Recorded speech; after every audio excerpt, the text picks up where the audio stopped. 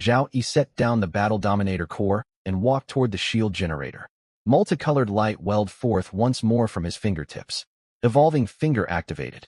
Target, Gold Tier Shield Generator. Evolution level, Tier 2. Gold, Emerald, Diamond. Beneath the radiance, the dark gold disc thinned and expanded, transforming into a deep purple saucer-shaped device nearly 2 meters across. 3 layers of energy grates rotated at differing speeds. Void Barrier Diamond Tier. Type, Starship Shield System Core. Shield value, 2,000-30,000 points. Regeneration rate, 10-100 points/second. Shield structure, Triple Star Shield. Outer particle diffusion shield detonates ballistic and long-range attacks in advance. Middle high-density energy shield absorbs penetrating damage. Inner lattice shield blocks 1 fatal strike, then auto-recharges and resets. 5-minute cooldown. Special effects, damage reflection.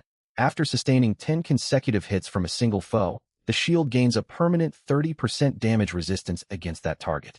Overload reboot. When the shield is breached, expend energy to instantly restore it to 50% maximum value. 30-minute cooldown. Description: 30,000 shield points, triple layer construction, plus damage reflection. If you want to overload this starship's shields, you will have to get past the void barrier first. Zhao Yi then moved to the sensor array. Bathed in the light of the evolving finger, 3 trapezoidal panels fused into one complete deep purple curved crystal plate etched with networks of microsensors finer than human hair. Evolving finger activated. Target, Gold Tier Sensor Array. Evolution level, Tier 2. Gold, Emerald, Diamond. All-Seeing IA Diamond Tier. Type, Starship Detection System Core. Scan radius, 803,000 kilometers. Scan modes, Quantum Entanglement Passive Scan. Detects infrared, electromagnetic radiation, gravitational waves, and dark matter density. Locates all targets within range deploying energy weapons or shields. Special effects. Threat Premonition. Predicts enemy assault intentions 10 seconds in advance and auto-assigns warning threat levels. Holographic Star Chart. Generates high-precision 3D star maps of all scanned areas, accurate down to individual meteor craters. Weakness Analysis. Automatically pinpoints structural vulnerabilities and optimal firing positions after 3 seconds of target contact. Description: within 3,000 kilometers, nothing escapes the all-seeing eye, not even those who believe they remain well hidden. Next came the Cargo Hold Expansion Module.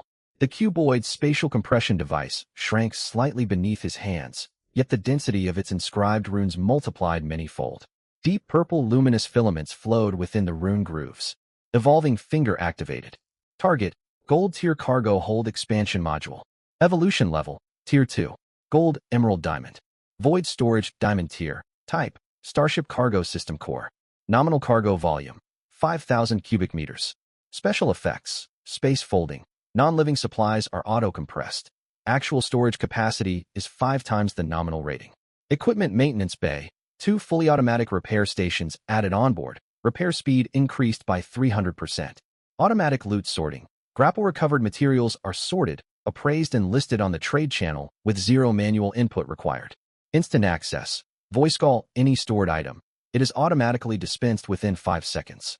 Only one use of the ability remained.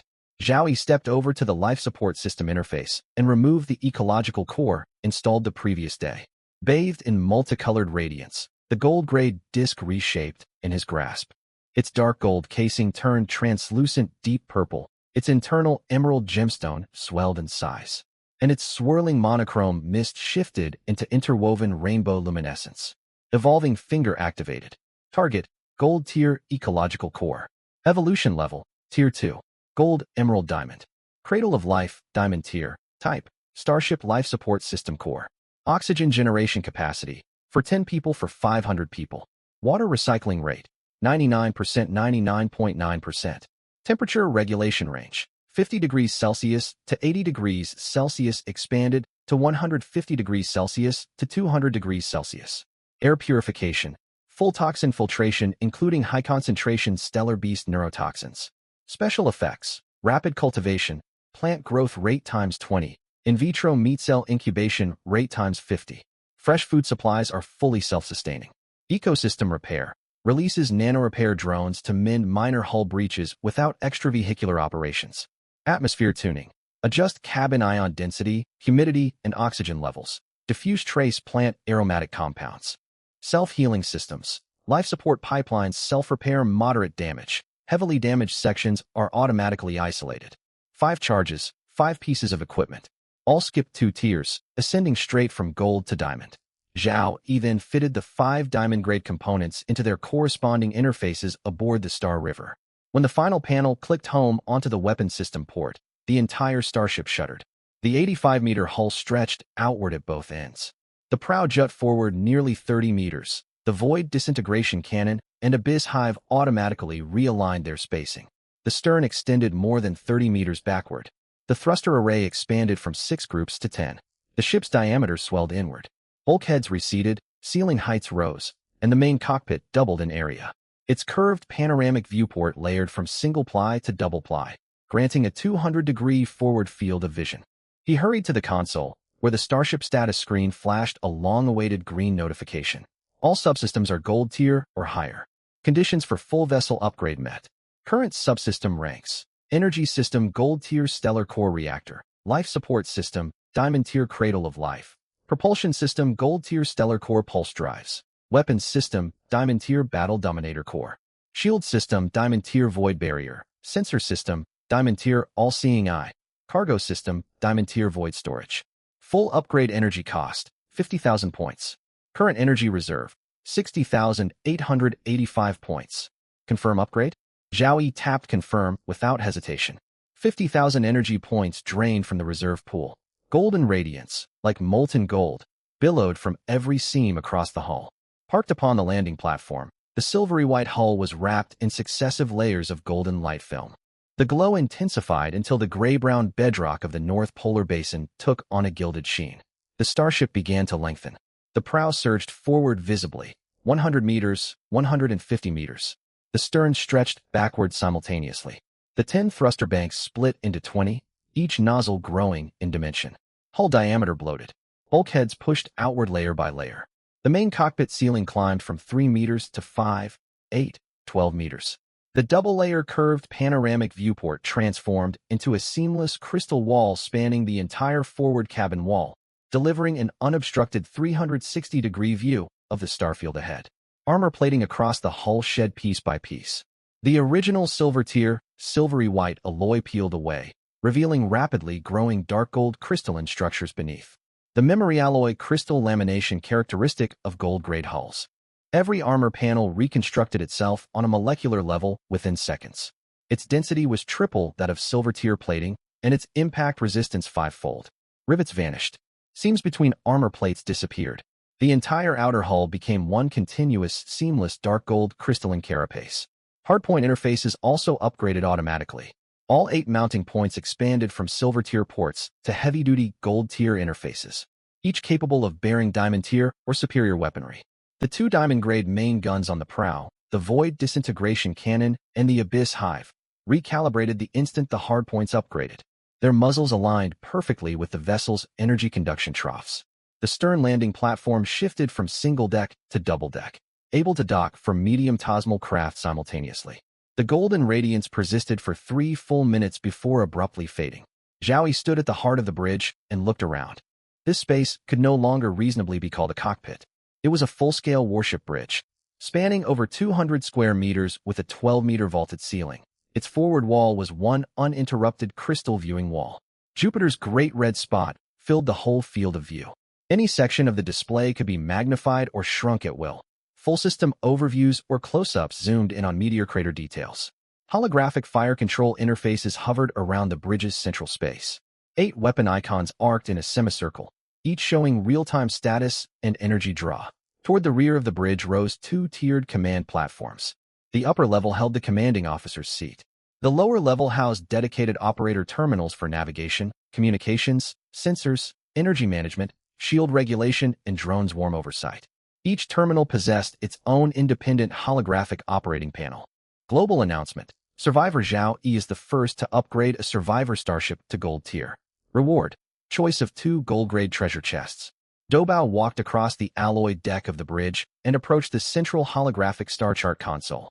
She reached out and touched the projected image of Jupiter, and the star chart expanded to fill the entire bridge. Master, the new starship measures 800 meters in length.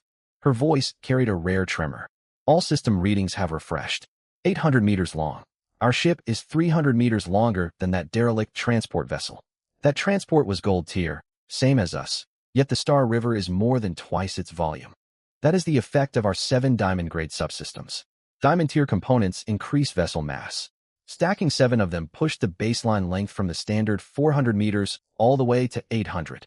She drew a deep breath and spoke with a gravity Zhao Yi seldom heard.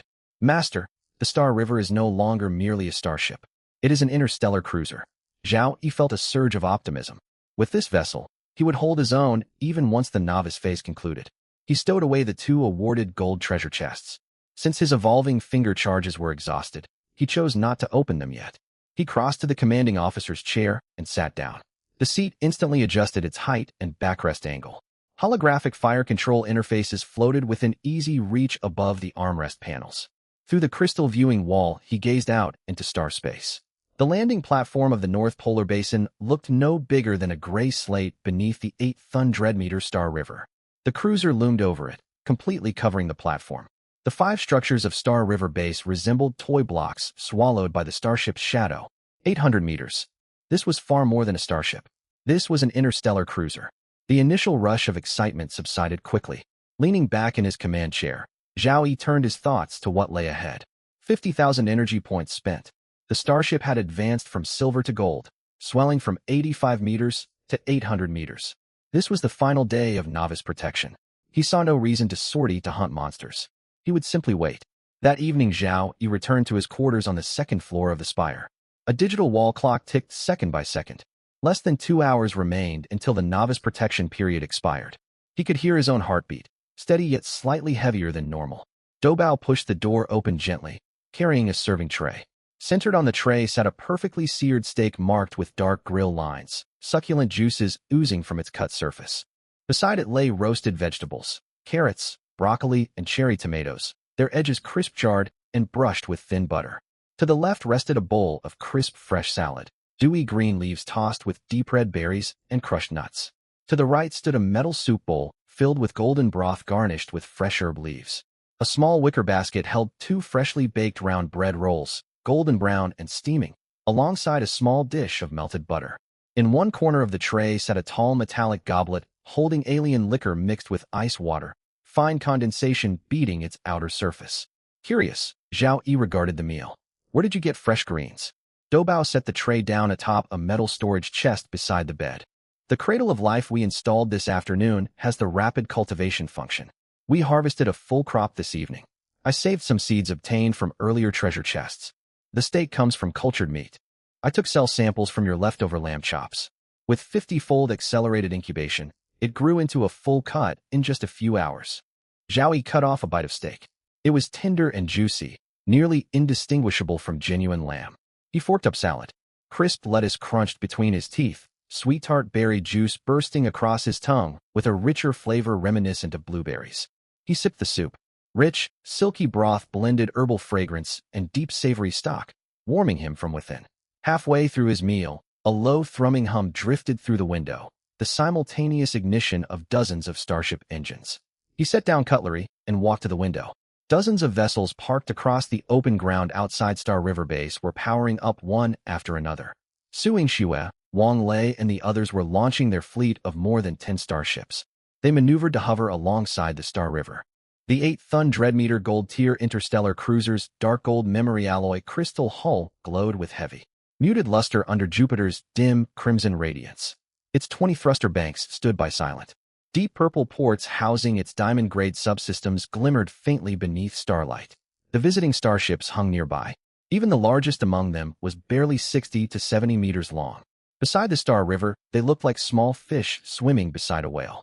Doubtless alerted by the global system announcement, they had come out of curiosity to witness the vessel. Wang Lei's voice crackled over the public channel, spoken half to himself, yet broadcast unintentionally. This thing, it was 85 meters this afternoon. Now it's 800. I took a midday nap, and I wake up to find First Kill Guy has parked a battleship outside base. Chun Feng's voice followed, thick with stunned disbelief. He told me he got lucky. What kind of luck even does this? Don't waste time wondering, Suing Xue cut in. Ever since he drove us out of Sector 1455 twice I've understood. Some people exist on a level we cannot hope to match. Zhao Yi stood at the window watching the cluster of starships drifting beside his cruiser. Their blue engine plumes cast flickering light across the Star River's dark gold armor plating. He smiled and turned back toward his bed. Zhou Bao lingered beside the tray, holding the uncapped bottle of alien spirits. Master, they are still observing the Star River. Would you like to broadcast a message to them? No need. Time slipped onward. The very last second of the 7th day ticked by. For a heartbeat, the entire cosmos seemed to hold still. Jupiter's great red spot froze. Icy fragments within its rings ceased drifting. Every data stream displayed on the Star River's bridge crystal wall locked simultaneously. Jupiter, indeed the whole solar system, was as though paused by an invisible hand. Then a voice resounded. It poured forth from every direction, from the fusion fires of every star, from quantum fluctuations across empty void, even from the rhythm of his own pulse and blood circulation. Ancient and calm, devoid of emotion, it made Zhao Yi catch his breath instinctively.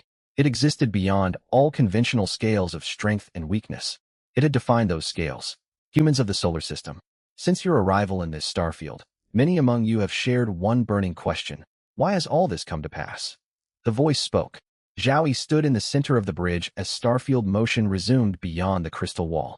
Now I shall give you your answer. You may call me the Supreme Will. Names hold no meaning to me. 500 million years ago, I commenced this trial. This is a trial spanning the whole universe. Originating at the cosmic genesis point, it propagates outward at 100-fold light speed. Every stellar system touched by its expanding wave becomes a trial ground.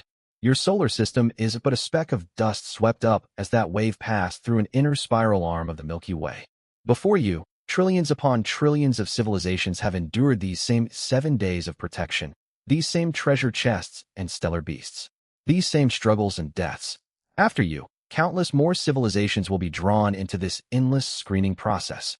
My singular purpose, to forge the mightiest warriors. Wisdom, wealth, and fortune are all valid paths toward ultimate power. Yet the one who finally stands before me must be an individual capable of overcoming all opposition. Shock rippled through Zhao Yi. He had formed guesses, yet the truth far outstripped every supposition he had made. 500 million years. 100-fold light speed. Trillions of civilizations. These staggering figures cycled through his thoughts, inspiring awe-tinged dread. Still, he forced himself to accept them. The voice continued. Humanity, at this moment you remain exceedingly frail. Your starships can only crawl across planetary orbits. Your weaponry still relies upon energy beams and kinetic projectiles.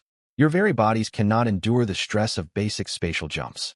Within this trial ground, you amount to less than specks of dust. Yet despair is unnecessary. I have seeded innumerable opportunities across every trial ground. Treasure caches, ancient ruins, lost technologies, forgotten legacies. The solar system serves as your primary trial ground. On average, it takes a civilization decades after entry before its first individual qualifies to depart these bounds. 80 billion of you are scattered across this star system, from its inner worlds all the way out to the Oort cloud. Perhaps one among you will cross that threshold within a single lifetime. Perhaps none will. It is entirely possible your entire civilization will perish here, like so many civilizations before you. But it is equally possible one of your kind will become the first being across this cosmos to reach the trial's end within one generation. More than one trial ground exists. Your solar system is the starting zone for every new civilization. When any of you grow powerful enough to leave this star system, a far vaster universe awaits. There you will contend against myriad cosmic species, ancient civilizations that have survived tens of thousands of years within the trial, warrior races raised from birth amid veins of energy, or cold empires remaking every generation through genetic engineering into war-ready constructs. Like yourselves, they struggle, evolve, and fight merely to survive this unceasing culling. You, the humans of Blue Planet, are the newest contestants drawn into this 500-million-year-old trial. Protection period concluded. Full activation of spawn mechanics for treasure chests, stellar beasts, ruins, and lost technologies. The trial officially commences. With those final words, the voice faded, as though it had never sounded at all. Zhao Yi understood it had not truly vanished. It had merely retreated into dimensions imperceptible to him, watching in silence as trillions of civilizations across the cosmos strove, evolved, and were filtered away beneath its gaze. It bestowed upon everyone the same starting point, the same rules, and the same opportunities, then stepped back and watched quietly. All Jupiter Novice zones have been decommissioned, now designated as Jupiter Survival Zone. Level cap restriction lifted. Personal storage space unlocked.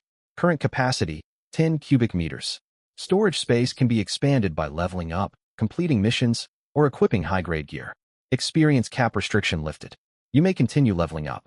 New feature unlocked. Class system. Current status, class not selected. Class change requirement. Use a class change tome of any quality to initiate your class quest. After class change, you will unlock your class skill tree, class-specific attribute growth multipliers, and class-exclusive equipment slots. Zhao Yi read the notification 3 times over. He sensed his body, and in his mind lay a 10 cubic meter storage space that he could access freely. Then he turned his attention to the class system, the true starting point of the trial. The previous 7 days had merely been a grace period, letting everyone learn the rules, gather basic gear, and survive the initial culling. From this moment onward, every person could choose their own class path and progress step by step along their skill tree. And the quality of one's class change tome directly determined one's starting class. The gap between starting at iron quality versus legendary quality would grow into an insurmountable chasm in the later stages. I wonder if the evolution finger works on class change tomes. It ought to, shouldn't it? Zhao Yi thought intently. Doubao stood before the holographic star chart projection, her fingers still resting on Jupiter's image, yet her gaze was not fixed on the map. For the very first time, an emotion Zhao Yi had never seen flickered in her eyes, perhaps awe, perhaps bewilderment. She was a diamond-grade biotic android. Her core processing unit could handle tens of thousands of pieces of information within a millisecond, yet the message carried by that disembodied voice exceeded the capacity of any AI database. The comms panel lit up. It was Su Yingxue, her tone far more grave than usual. Zhao Yi. What is it? We were just discussing how many novice zones Jupiter held. Now it seems Jupiter is nothing more than a speck of dust. Zhao Yi gazed out through the crystal bulkhead. Jupiter rotated slowly. Ice crystals within its rings wove silken silver veils beneath sunlight. Everything appeared unchanged from minutes before. Yet he knew nothing would ever be the same. The silence of the cosmos receded. Zhao Yi stood motionless at the heart of the Galaxia's bridge. The proclamation of the Supreme Will had ended, yet the sensation of being observed down to his very soul lingered. He stared toward Jupiter's immense orange-red sphere. Its rings shimmered pale gold under sunlight, like a gem-encrusted necklace coiled around a giant. And he must depart this beginner trial ground to contend against countless alien civilizations across the universe. Zhao Yi clenched his fists. At first, he had only wanted to survive and gain a firm foothold among the stars. Now a far greater door had been thrown wide open, revealing a world beyond even his power of imagination. What would the greatest warriors born across 500 million years look like?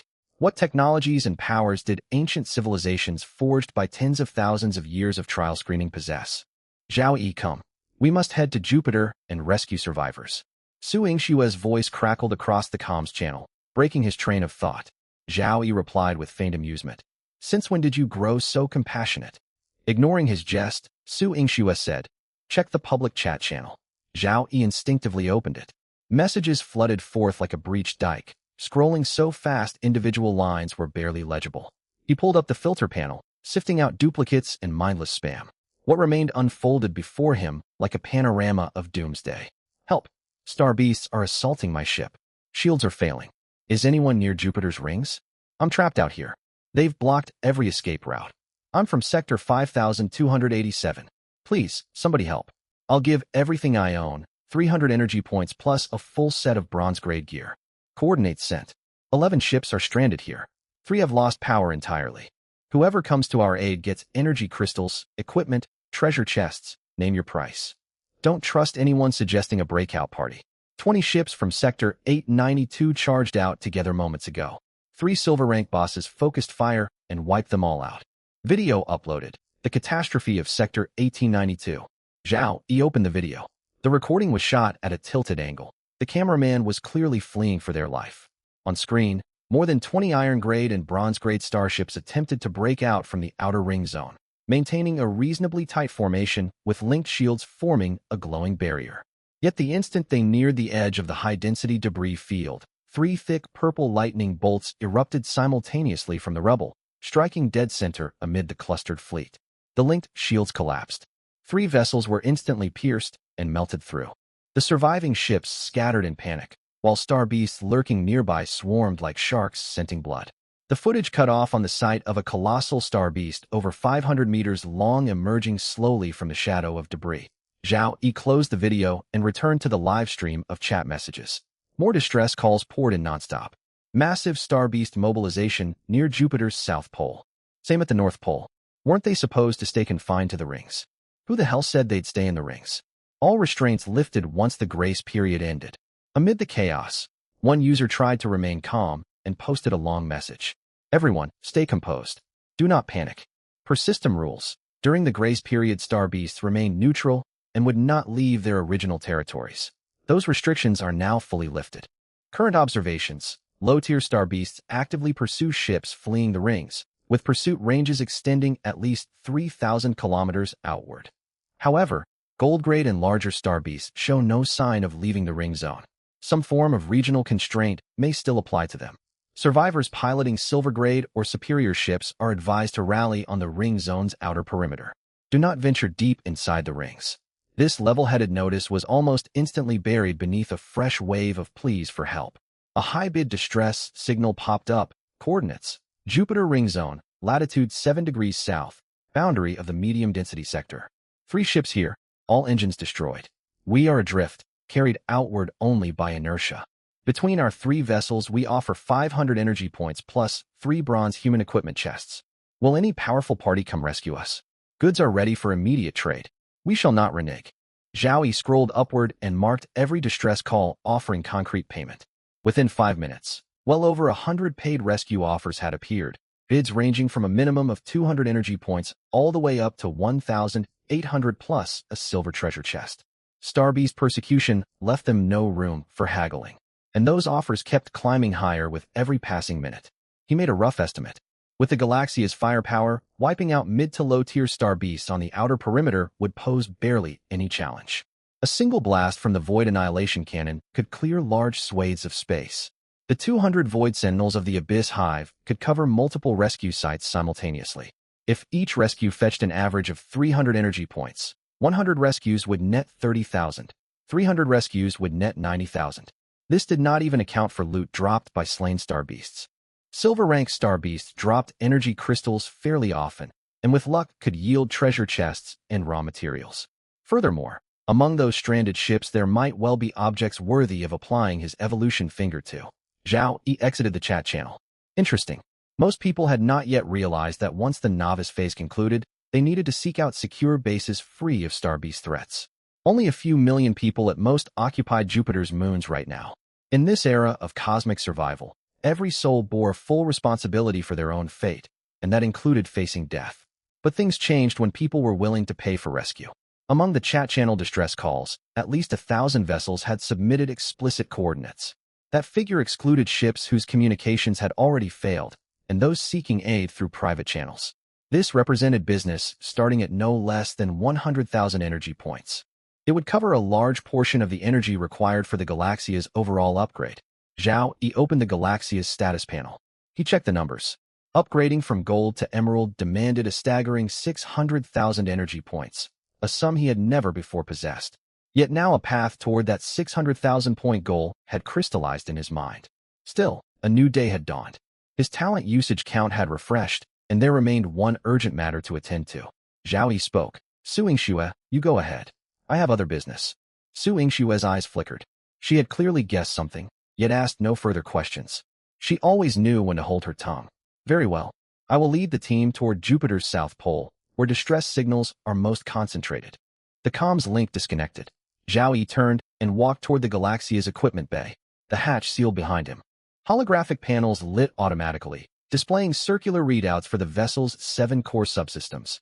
Energy system, stellar core reactor gold grade. Life support system, cradle of life diamond grade. Propulsion system, stellar core pulse engine gold grade. Weapon system, battlefield sovereign core diamond grade. Shield system, void barrier diamond grade. Sensor system, all-seeing eye diamond grade. Cargo system, void storage warehouse diamond grade.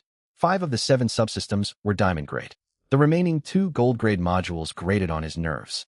Zhao Yi retrieved the 2 gold grade random choice chests he had earned upon upgrading the ship to gold rank and selected starship equipment rewards.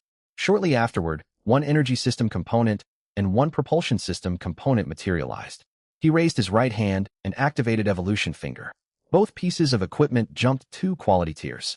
2 brand new Diamond Grade components appeared before him. Void Furnace Diamond Grade. Type, Starship Energy System. Maximum energy capacity, 500,000 points. Energy regeneration, 500 points/day. Special effects, Void Fission. Directly extracts energy from high-purity energy or veins at 90% conversion efficiency. Daily extraction cap, 5,000 points. Pulse Overload. Consumes 5 energy points to instantly restore 1,000 shield points.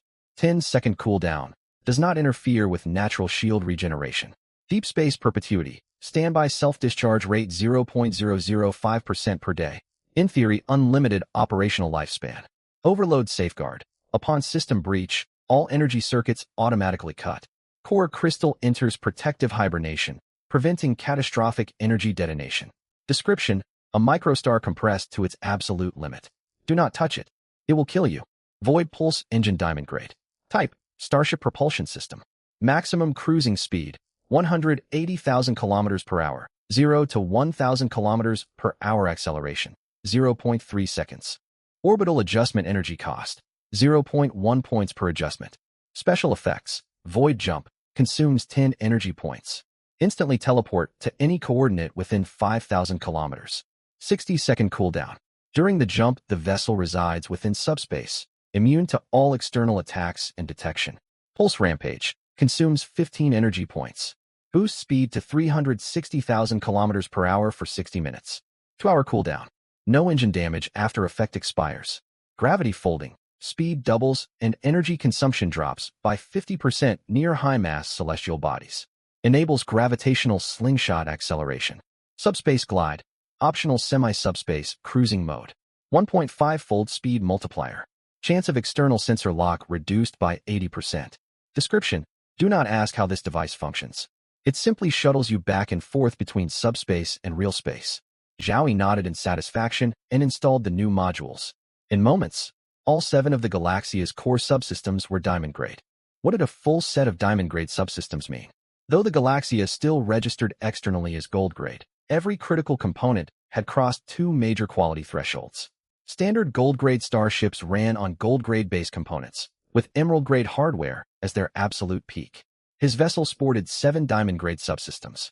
This configuration outperformed most Emerald Grade starships and brushed against the threshold of true Diamond Grade vessels. More importantly, with every subsystem upgraded to meet or exceed requirements, all prerequisites for the starship's overall rank-up had been fulfilled. No longer would he need to upgrade one subsystem at a time before tackling the next. So long as sufficient energy was available, he could advance the whole ship in one go. He pulled up the upgrade interface. Galaxia Gold Grade. Current subsystems, 7/7 Diamond Grade. Upgrade prerequisite. All subsystems at minimum Emerald Grade. Condition far exceeded. Energy required for upgrade to Emerald Grade, 600,000 points.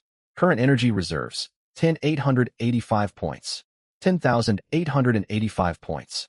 He remained far short of the 600,000 point threshold, but that was not an insurmountable problem. Zhao closed the panel and returned to the bridge. Doubao. Here. Doubao's voice answered nearby. Master, I have finished integrating the new energy and propulsion hardware. The Void Pulse Engine's jump module has been synced to fire control and navigation. Excellent.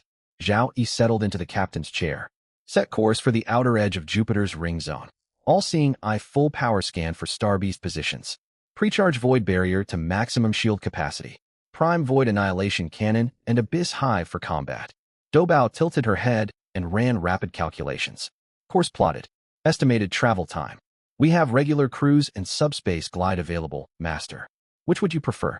Subspace glide. I've yet to try it. Acknowledged. The Galaxia's 20 ion thruster arrays ignited simultaneously. Its dark gold memory alloy crystalline hull shimmered with flowing reflections cast by Jupiter's radiance. The 800-meter vessel turned silently like a slumbering leviathan, bow pointed toward Jupiter's rings. Then it seemed to vanish, not true disappearance. The entire hull wrapped within a translucent gray membrane, as if viewed through rippling liquid mercury. Distant stars stretched into thin luminous threads. Jupiter's glow softened and blurred. This was subspace glide mode. Zhao reopened the flood of public channel distress signals. Dense coordinates scrolled before him, each tagged with offers of energy points, treasure chests, and equipment, bid values climbing by the second. Trapped ships on the ring perimeter were steadily losing safe operating room under Starbeast pressure, and their fear translated into ever higher rewards. In Subspace Glide, the Galaxia swam like a deep-sea fish slipping through the cracks of reality. The all-seeing eye's detection precision dropped roughly 15% within subspace, yet its 3,000-kilometer scan radius paired with quantum entanglement passive sensing still rendered an extraordinarily detailed three-dimensional star chart. Jupiter's outer ring appeared on the map as a hazy golden glow, like sunlight filtering through thin mist. Scattered across that glow were countless red dots marking Starbeast energy signatures, at least 3 times denser than they had been during the grace period. Void Pulse Engine Subspace, Glide Stable. Energy Draw, 0.03 points per second. Dobao sat in the co-pilot's seat, her hands flying across virtual control interfaces. Jump module fully preheated and ready. I have preset a test jump destination to an empty sector 2,000 kilometers ahead. No Starbeast signatures within 3,000 kilometers of that location. Master, would you like to execute a test jump? Zhao Yi considered it. A jump. He had never experienced one before. Carry out the jump. Understood. Void jump countdown. 3, 2, 1. The instant Dobao finished speaking, Zhao Yi felt reality torn away from him. Stellar light outside the viewport stretched into endless silvery threads. Then even those threads dissolved into uniform featureless gray. Sound died completely. The hum of the Void Pulse engine. Air circulation from life support. Instrument clicks on the bridge, every noise swallowed by heavy silence. He could hear only his own heartbeat and the slow, low rush of blood pulsing through his temples. His sense of time warped. He could not tell whether he lingered in that gray void for 1 second or 10 minutes. Physical laws operated differently inside space. Human senses became like a sensor stripped of power, producing nothing but meaningless noise. After an indeterminate span, starlight exploded back into view. Jupiter's enormous orange, red sphere reappeared in the upper corner of the viewport, its golden rings slowly swirling around it. Coordinates on the holographic star chart jumped abruptly. The Galaxia had moved from its prior marker straight to the empty sector 2,000 kilometers distant. No flight path, no transition. It was as though an invisible hand had lifted the ship from one grid cell and set it down in another. Jump complete. Dobao's voice cut through lingering bridge silence. Actual positional deviation, 0.3 meters. Jump duration, 1.7 seconds. Energy consumed, 10 points. Void barrier shield integrity nominal. No residual space disturbance detected. That level of precision makes it viable for tactical combat. Impressive. For reference, your heart rate spiked to 140 beats per minute during the jump and is now falling back to baseline. First time human subjects undergoing space jumps commonly exhibit this response. There is no shame in it. Zhao Yi released the armrest he had unconsciously gripped and drew a deep breath. The oppressive tightness in his chest faded, replaced by strange lightness, as though he had just surfaced from deep water. He glanced over engine readouts. All parameters stayed solidly within green operational bands. The jump module showed barely any temperature rise. Disengage space glide. Switch to regular cruise. Bring speed to maximum. Maximum regular cruise speed, 180,000 kilometers per hour. Go. The Mercury, like sensation of space glide receded. The Galaxia emerged into real space. Its 800-meter hull surged forward at full thrust from 20-ion thrusters. 180,000 kilometers per hour, a velocity that would vaporize any object on Earth instantly, yet still counted as slow by cosmic standards. The outer edge of Jupiter's rings lay roughly 100,000 kilometers ahead. Even at the Galaxia's current top speed, arrival would take nearly half an hour. Such was the scale of the cosmos. Zhao Yi stared out at the remote, daunting stars beyond the viewport. Jupiter's diameter was 11 times Earth's. Its gravitational influence shaped orbits hundreds of thousands of kilometers away. Yet on the holographic star chart, this colossus was merely a moderately sized marker. The entire solar system itself did not amount to a single pixel within the Milky Way. When surviving in such an environment, starship speed was everything. 180,000 kilometers per hour sounded fast, yet compared to cosmic distances it amounted to little more than a snail's pace. That was the limitation of gold-grade vessels. To travel freely throughout the solar system one needed at minimum emerald-grade hardware, or even diamond-grade. and to depart the solar system entirely, to contend against the myriad alien civilizations spoken of by the Supreme Will? He could not even begin to imagine what speeds that would demand. Master, what are you thinking about? Doubao rose from the co-pilot seat and stepped beside him, holding a steaming beverage. It was an extract brewed from plants cultivated within the Cradle of Life compartment, smelling like a blend of tea and coffee. I'm thinking about how much more energy I still need for that 600,000 point upgrade. Current shortfall, 590,000 points. Doubao set the mug down on the armrest beside him, then quietly returned to her seat and pulled up pre-combat fire control diagnostics. The voyage wore on amid cosmic stillness. The all-seeing eye maintained full forward sensor coverage. Star Beast's signatures multiplied steadily. At first, only isolated red dots dotted the black backdrop like specks of dust. By the halfway point of the journey, those dots had merged together, forming winding rivers of red flowing along Jupiter's outer ring perimeter. Beasts surging out from within the ring were spreading along its outer edge, seeping outward in all directions slowly yet inexorably like ink dripping into water. Zhao Yi spotted a fleet fleeing for its life. The omniscientized threat prediction module raised an alarm 10 seconds early. Dense clusters of low-energy signatures were moving at high speed roughly 2,800 kilometers ahead. He zoomed in on the region. The image flickered briefly before snapping into sharp focus. 83 starships, to be precise. The omniscient eye displayed real-time coordinates and velocity for every single vessel. Most were bronze, grade, 50 to 90 meters in hull length, their shield brightness wildly inconsistent. Several had dimmed almost to invisibility. A handful of silver, grade ships were mixed into formation, holding the barest semblance of order, yet pushed to their absolute maximum speed. No iron, grade ships remained. By this point, anyone who had not upgraded their vessel to bronze had already been eliminated. The fleet burned full power away from Jupiter's ring, engine plumes stretching into thin blue threads that traced desperate trails across the vacuum. Less than 500 kilometers behind them, a stellar beast closed in. It was over 400 meters long, shaped like the skeleton of some deep-sea fish scaled up 10,000-fold. No skin, no muscle, only a translucent gray membrane draped over its curved, bony framework. Beneath the membrane, dark, purple energy fluids coursed through bony ducts. Each heartbeat sent visible ripples of energy bursting across its surface. Voidbone Hunter, level 22. 3 seconds after entering scan range, the omniscient eye had mapped its weak points. The energy fluids flowing through the bony ducts converged deep within its skull into a brilliant energy core no more than 3 meters across, buried under layer upon layer of bony plating. That had to be its power center, the spot for a fatal strike. Zhao Yi held his fire. He told Doubao to expand the display to full screen and watched in silence. The starships put up a last-ditch resistance. Lacking heavy ordnance, most crews relied on bronze, grade point, defense cannons. Decent rate of fire, but pitiful damage. Their shots barely stirred ripples on the Voidbone Hunter's energy membrane. Several bronze, grade ships concentrated fire on its head, yet every time lasers or projectiles neared the core, bony plates snapped shut like flower petals, completely shielding the vital organ. The beast struck back. It loosed a thick, dark, purple beam that merged into an energy torrent over 10 meters wide, slamming straight into the fleet's rear. 3 ships were seared by the beam. Their shields shredded like paper, hulls warped, melted and blew apart in the purple energy in less than 2 seconds. 3 expanding fireballs bloomed soundlessly in vacuum, soon cooling into dark, red debris clouds. The fleet scattered, but dispersion only widened the area the next beam could cover. Zhao Yi watched their desperate struggles. Some tried to counterattack, their ordnance bouncing off the membrane before drawing near.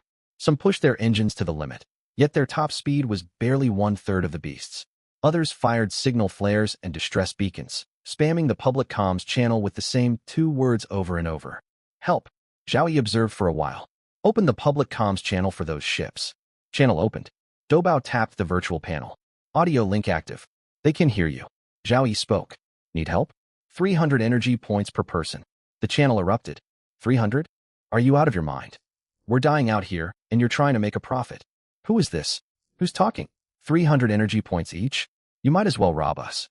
Zhao Yi listened to the shouts and curses, his expression unchanged. 3 seconds passed. He said flatly, very well then. I'm leaving. Deep thrusters rumbled faintly across the bridge of the Star River. 20 propulsion banks reignited. The vessel's bow slewed toward empty space, signaling imminent departure. Wait! A sharp female voice cut through the noise, trembling on the verge of collapse. Her tone overrode the outcry, like a string pulled taut to breaking. Wait. 300, fine. I'll pay. I have 300. The Voidbone Hunter's beam swept out again. Another starship disintegrated. Explosion light washed over every survivor on the channel. I'll pay 300. Save me, please. I have 300 energy points. Transferring now. Trade system activated. Please confirm payment. Dobao's crisp, efficient voice cut in. The first 300-point payment arrived. Then the second, third, fifth. 6 of the original 83 ships had already been destroyed. 77 remained. 300 energy points per person, for a total of 23,100 points. Payments arrived piecemeal. Some paid in energy stones, others in raw energy points. Most lacked sufficient pure energy reserves and offered equipment as trade, and instead, bronze, grade human weapons, bronze, grade armor, unopened treasure chests, material shards. All manner of goods flooded the trade feed like a bazaar. Dobao appraised, converted and logged every item in under a second with her customary efficiency. The moment the 60th payment confirmed, Zhao Yi laid his palm on the weapons console. Void disintegration cannon, standard mode. One shot. Target locked. Dobao replied. Ballistic prediction complete. Weak. Point profiling finished. Fire control puts hit probability at 98.7%. The Voidbone Hunter opens its maw every 2.3 seconds for 0.7 seconds. Next opening is now. Zhao Yi triggered the firing sequence. A thin beam shot from Star River's bow cannon, streaking across vacuum faster than human eyes could follow. 50 meters short of the Voidbone Hunter's skull. The cannon's causality correction module locked onto the weak point. Its trajectory recalibrated on a sub-spatial level, bypassing all scattering defenses. The beam bored straight into the energy core at the center of the beast's head. Just one shot. The Voidbone Hunter's body convulsed rigidly. Void energy from the disintegration cannon tore its internal core apart. Dark, purple energy fluids burst forth like a broken dam, blooming into a 300-meter wide purple light mass in space. Its bony framework crumbled. The translucent membrane faded to dull gray. Though its 400-meter long corpse kept surging forward under inertia, it fragmented less than 2 kilometers further on. Like a building whose foundations had been pulled out, it peeled, cracked, and dissolved layer by layer. Voidbone Hunter level 22 eliminated. Experience plus 950. From trigger pull to kill, one shot, at an energy cost of 1 point. Dead silence filled the comms channel. Those who had raged at Zhao Yi's price fell completely quiet. Their ships still held fleeing attitudes, engines still running hard, yet nobody spoke. All watched the monster that had seemed invincible mere seconds ago shatter into cosmic debris. Purple embers dimmed among the wreckage, illuminating the slowly emerging silhouette of Star River. Its 800-meter gilded hull, pale, blue plumes from 20 thruster banks, and the bow cannon still smoldering with residual energy. This was no ordinary starship, but a mobile fortress drifting through the void. Then the cannon rotated, aiming straight at them. Zhao Yi's voice returned to public comms. All right, 17 of you still owe payment. Settle up now. The remaining 17 processed their payments almost instantly. Trade records flashed rapidly across Dobao's panel. Energy stones, raw energy points, a silver, grade ionic dagger, 2 combat suits, an unopened silver, grade human, equipment crate. No single item held enormous value, but sheer volume added up. Dobao logged everything into inventory. Void, warehouse auto, sorting ran at full capacity in the background. Every artifact went through grade identification and storage placement within 5 seconds. When the final payment cleared, Zhao Yi ordered the Void disintegration cannon to stand down. The cannon's barrel reset. Shield stayed at full power. Void sentinels of the Abyss Hive maintained alert formation on either flank of Star River. They had not joined the fight, yet their disciplined deployment alone kept the 77 surviving ships rooted in place. Zhao Yi skimmed the trade log. Total equivalent value stood at 23,100 energy points, yet only roughly 4,100 points worth were pure energy stones. The rest consisted of physical goods, gear, chests, and raw materials. Those would require secondary sales on trade channels to convert into pure energy for starship upgrades. That did not bother him. Profit in pure energy had never been his sole objective. A question. Zhao Yi opened public comms, his tone lighter than before. Did you escape out of the ring? A short pause followed. A young, sounding male voice came through, hoarse from surviving disaster. Why, yes. We had been holding position in open space roughly 3 or 4,000 kilometers outside the ring. We thought staying clear would keep us safe. During the novice, protection phase, stellar beasts stayed dormant. We got used to it. We never sought out bases or went hunting. Once protection ended, they poured out. A middle-aged woman cut in. Beast swarms surged past the 3,000-kilometer safety buffer. We ran. Groups merged as we fled. We figured numbers would help. But numbers drew something bigger. The first speaker gave a bitter laugh. That bone, fish, like Predator had not originally chased them. Someone in their fleet had run an active scan and roused it. It pursued us ever since, from the ring's outer edge all the way here, at least 20,000 kilometers. Zhao Yi now understood. These survivors had not foolishly ventured inside the ring. Once safeguards lapsed, stellar beasts expanded their range dramatically. Low-grade creatures broke their confinement inside the ring and flooded outward like bursting floodwaters. Survivors with neither bases nor powerful starships became the first victims. How many more fleets like yours are trapped out on the ring periphery? Countless, the woman answered. When we fled, we saw at least a dozen more fleets streaming outward. Some fared far worse, torn apart mid-escape. A large formation of roughly 100 ships headed north. Others fled toward the South Polar region. We cannot tell their exact numbers, yet beast density there is far higher. Send over your coordinates. Multiple voices relayed positional data at once.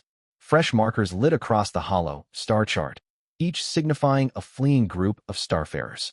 Doubao fed the data straight into navigation, computing the optimal rescue routes sorted by distance, beast density, and projected returns. Thank you. Zhao Yi closed the public channel and settled back into the captain's chair. 77 ships drifted slowly apart behind him, like small fish finally reaching safe waters. They did not depart immediately. They held station at a distance, watching Star River's 800-meter gilded hull turn and accelerate toward the nearest marked position on the star chart. First rescue operation complete. Total equivalent revenue, 23,100 energy points. Pure energy, stone equivalent, for 1,100 points. Physical, loot valuation, 19,000 points. Doubao projected the balance sheet onto the holographic display, appending a line of small text. If average returns hold for the next 4 rescue runs, total daily revenue can exceed 100,000 energy points.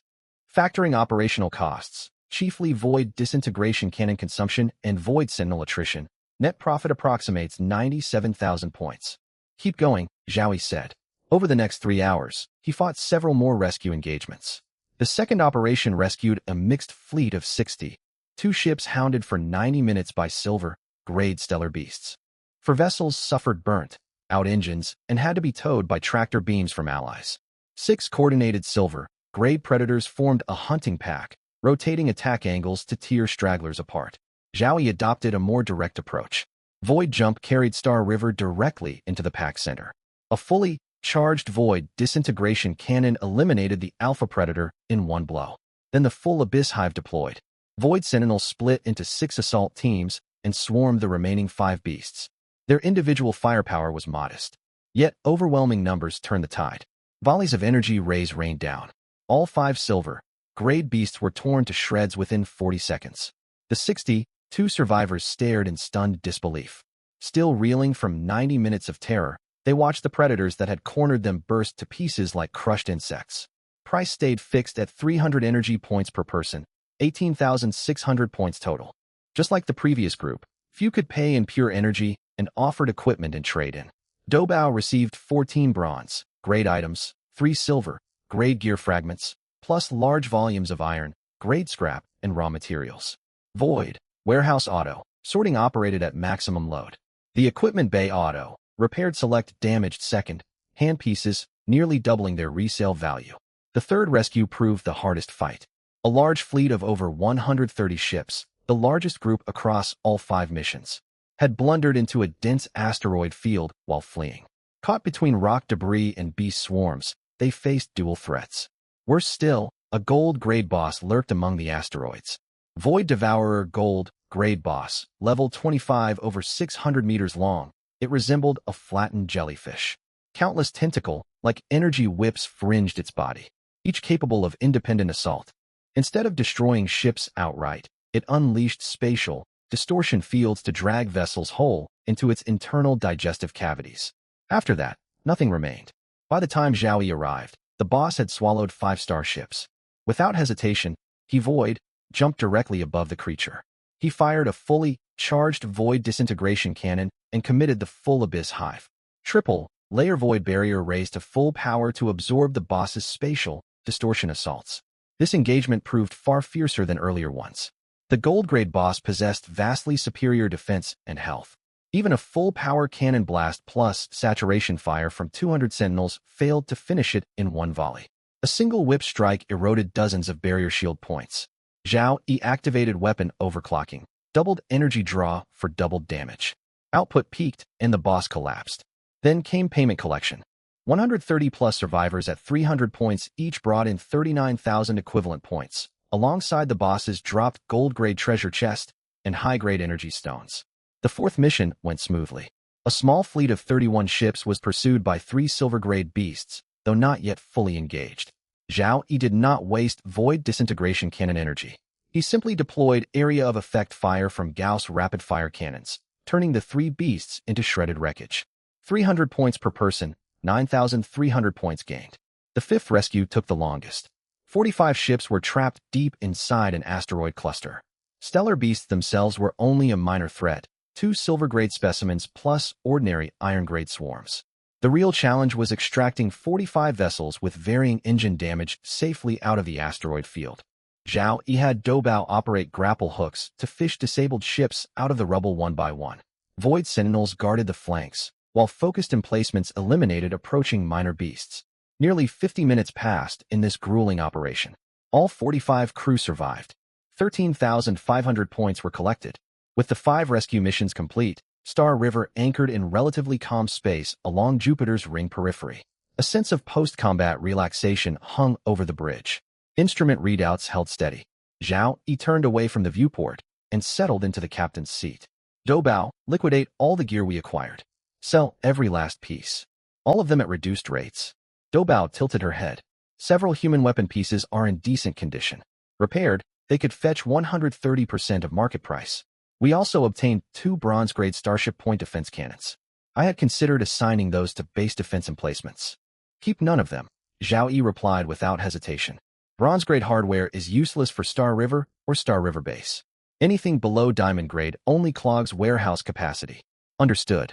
Doubao's fingers raced across the virtual interface. Void Warehouse initiating full inventory audit. All saleable goods moving en masse to trade outbound queue. Zhao Yi opened the Void Warehouse live feed.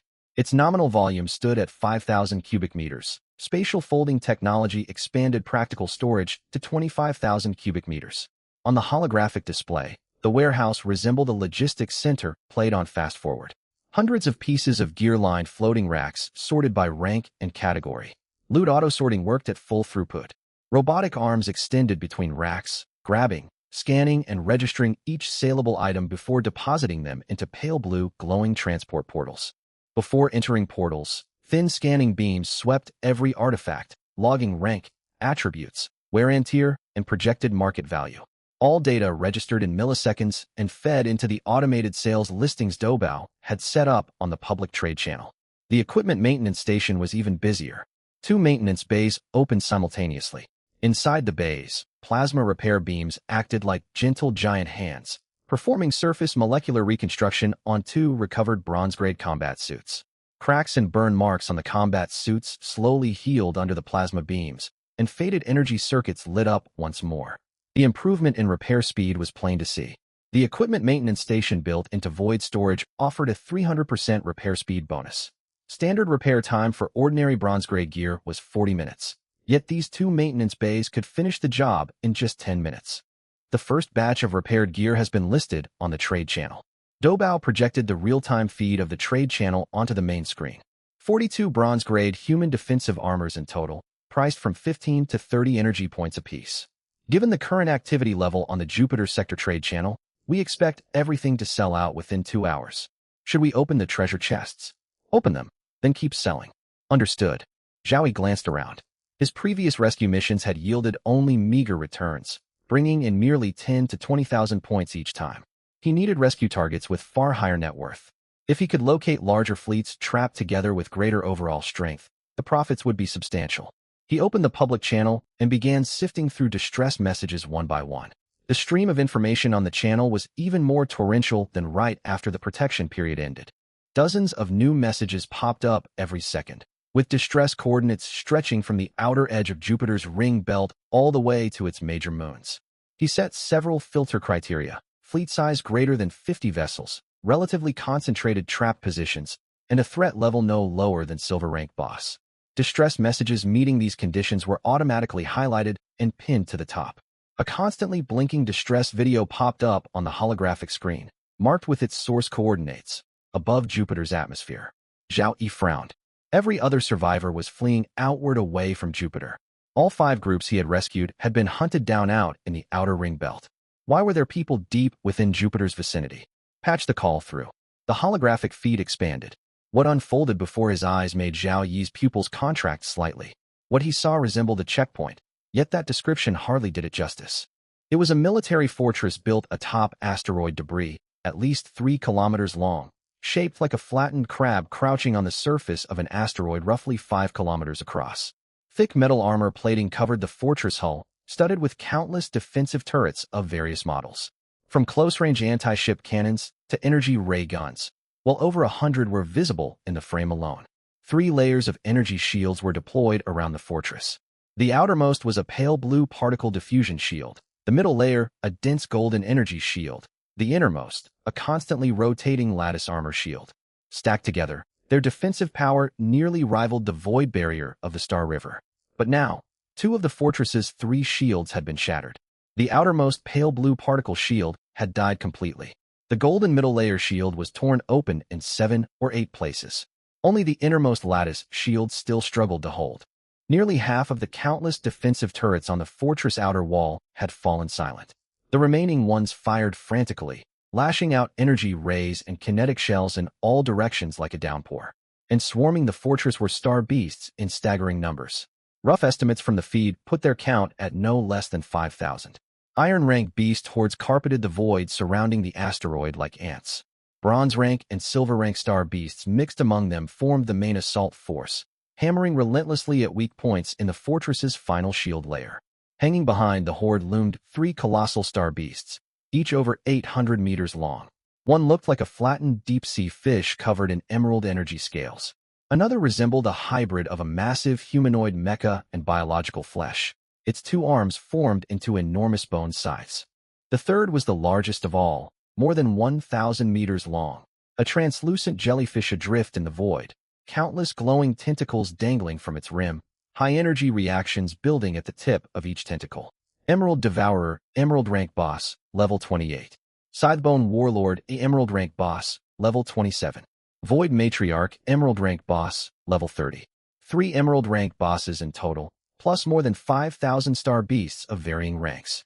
Zhao Yi shifted his gaze away from the star beasts and back toward the fortress. To still hold out under siege by 3 Emerald rank bosses spoke to defensive capabilities surpassing the combined shield strength of most silver-grade starships. Whoever had built this place was no ordinary individual. A man's face filled the feed. Behind him lay a command center lit by flashing alarm lights and filled with the din of overlapping communications.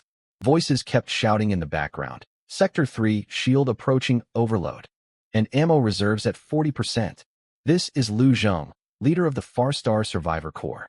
The man's voice was hoarse and urgent. Our checkpoint is under siege by 3 Emerald rank bosses and a horde of more than 5,000 star beasts. The outer shields are gone. The middle shield is heavily damaged. The inner lattice shield can hold for at most half an hour. 3,500 people are inside this checkpoint, mostly survivors aboard bronze-grade ships. Fewer than 1/3 are combat-capable. We need heavy fire support. Any firepower capable of piercing Emerald rank boss shields will do. We can negotiate compensation.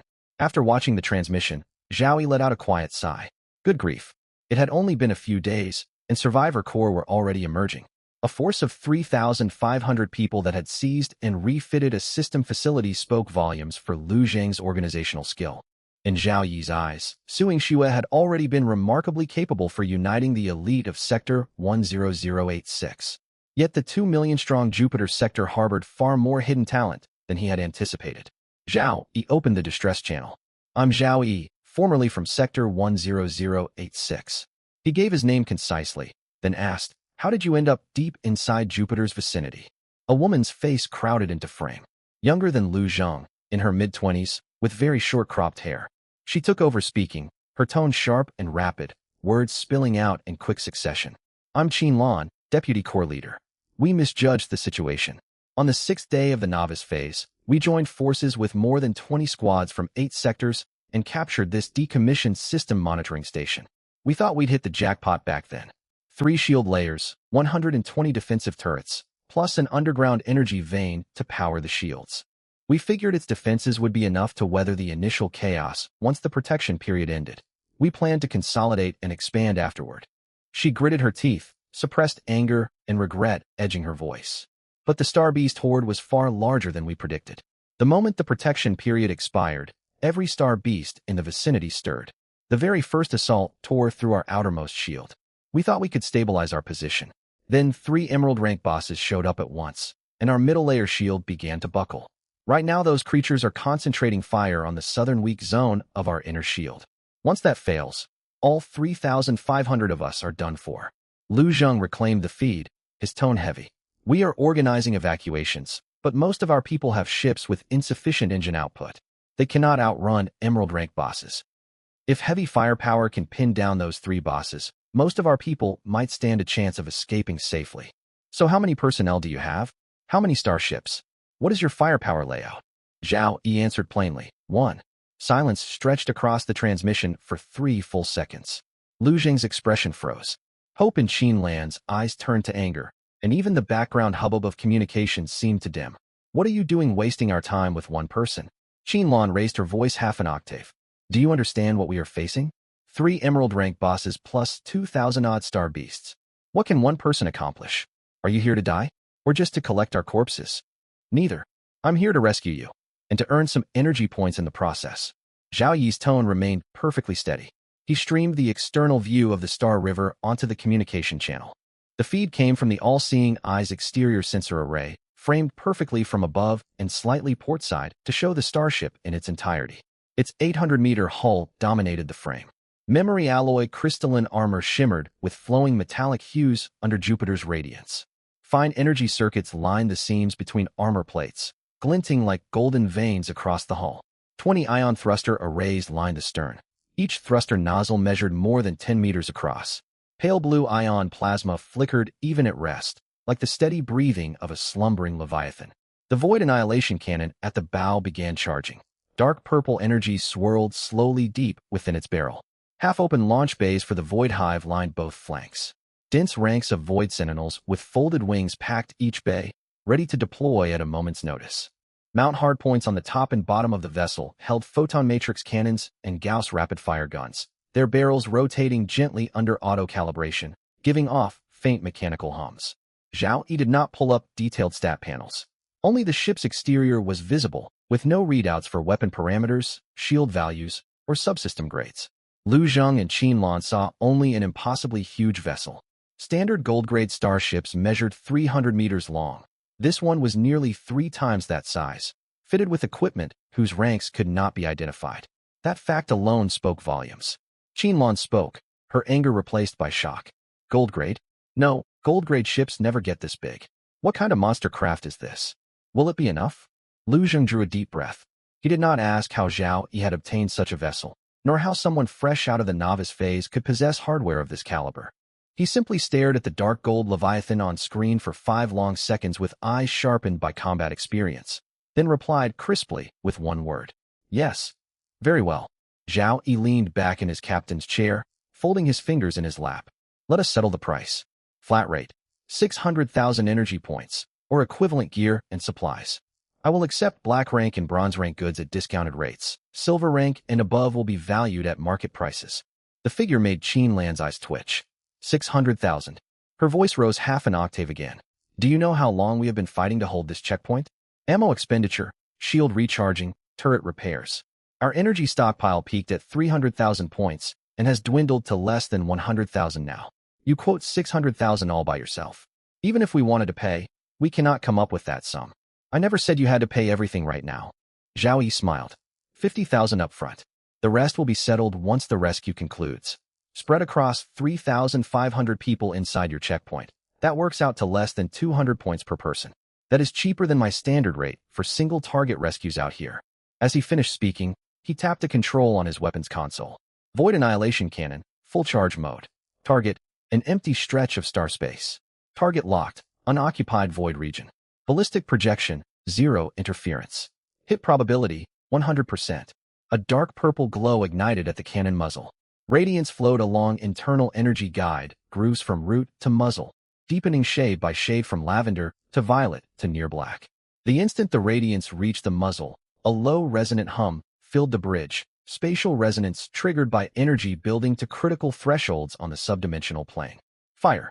A dark purple energy column roared forth from the barrel, streaking across true space faster than human eyes could track. 300 kilometers away, it struck a 300-meter-wide meteor fragment, spotted by the all-seeing eye mere fractions of a second before firing. It was natural rock, containing no star beasts or artificial constructs. The fragment was vaporized on contact. The dark purple energy tore its molecular structure apart at the subdimensional level, reducing all matter to fundamental particles that faded into faint, almost imperceptible glimmers. The energy column kept traveling, penetrating at least 1,000 kilometers deeper into the void before dissipating, leaving a faint dark purple afterglow burned across empty space like a scar. This shot served no tactical purpose. It was a raw, unapologetic demonstration of the Void Annihilation Cannon's full-charge destructive power. Silence descended on the transmission. For the first time, the constant background noise inside the command center lapsed into noticeable stillness. Even the strobing of alarm lights seemed to slow. Qin Lan's lips moved, yet no sound came out. Lu Zheng's Adam's apple bobbed. He glanced back at the rest of the command staff. Everyone stared at the display. Everyone had witnessed that blast. He turned back toward the comms, his voice even hoarser than before. 50,000 energy points. We can transfer that now. The remaining 550,000 will be negotiated with everyone once the rescue is complete. Our checkpoint inhabitants may not be powerful, but each of them has some reserves. I give you my word as leader of the Far Star Survivor Corps. Every credit owed will be paid. Deal. Zhao Yi clapped his hands lightly. He harbored no fear of them defaulting. With a starship capable of vaporizing a meteor in 3 seconds parked on their doorstep, reneging on payment would amount to suicide. Qin Lan drew a deep breath, regaining her composure as deputy leader. She pulled a data panel into view off camera and tapped across its surface rapidly. 50,000 energy points have been sent via the trade system. Please confirm receipt. I am also transmitting real-time defensive telemetry for the checkpoint. Current integrity of the inner lattice shield stands at 62%. Maximum sustained runtime is 2 more hours. Coordinates are marked. Trade alert. Received energy points times 50,000. Zhao Yi glanced at the number. Doubao, plot course for the checkpoint above Jupiter's atmosphere. 80,000 kilometer range. Full speed ahead. Void jumps would require 16 successive leaps and waste excessive energy. Use subdimensional glide.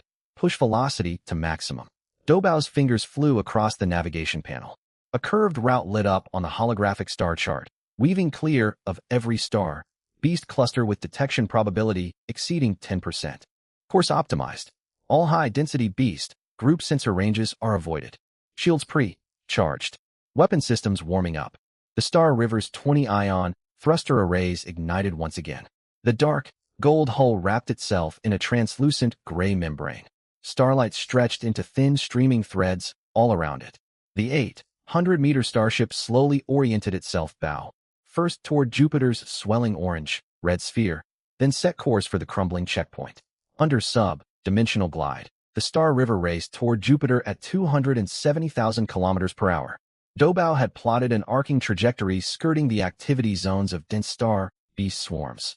Those red blobs clustered thickly on the star chart, like festering lesions along Jupiter's inner ring, belt edge. Leaning back in his captain's seat, Zhao Yi turned things over in his mind. Once the Far Star Survivor Corps rescue wrapped up and the final 550,000 points came through, upgrading his starship to Emerald grade would be well within reach. But what came after the upgrade? How far could an Emerald grade Star River carry him through this increasingly perilous solar system? He glanced subconsciously out the viewport and froze. What was that? Jupiter's great red spot rotated slowly into view. It was Jupiter's most famous landmark, a gigantic anticyclonic storm large enough to swallow 3 Earths. For countless ages, it had churned deep within Jupiter's southern atmosphere.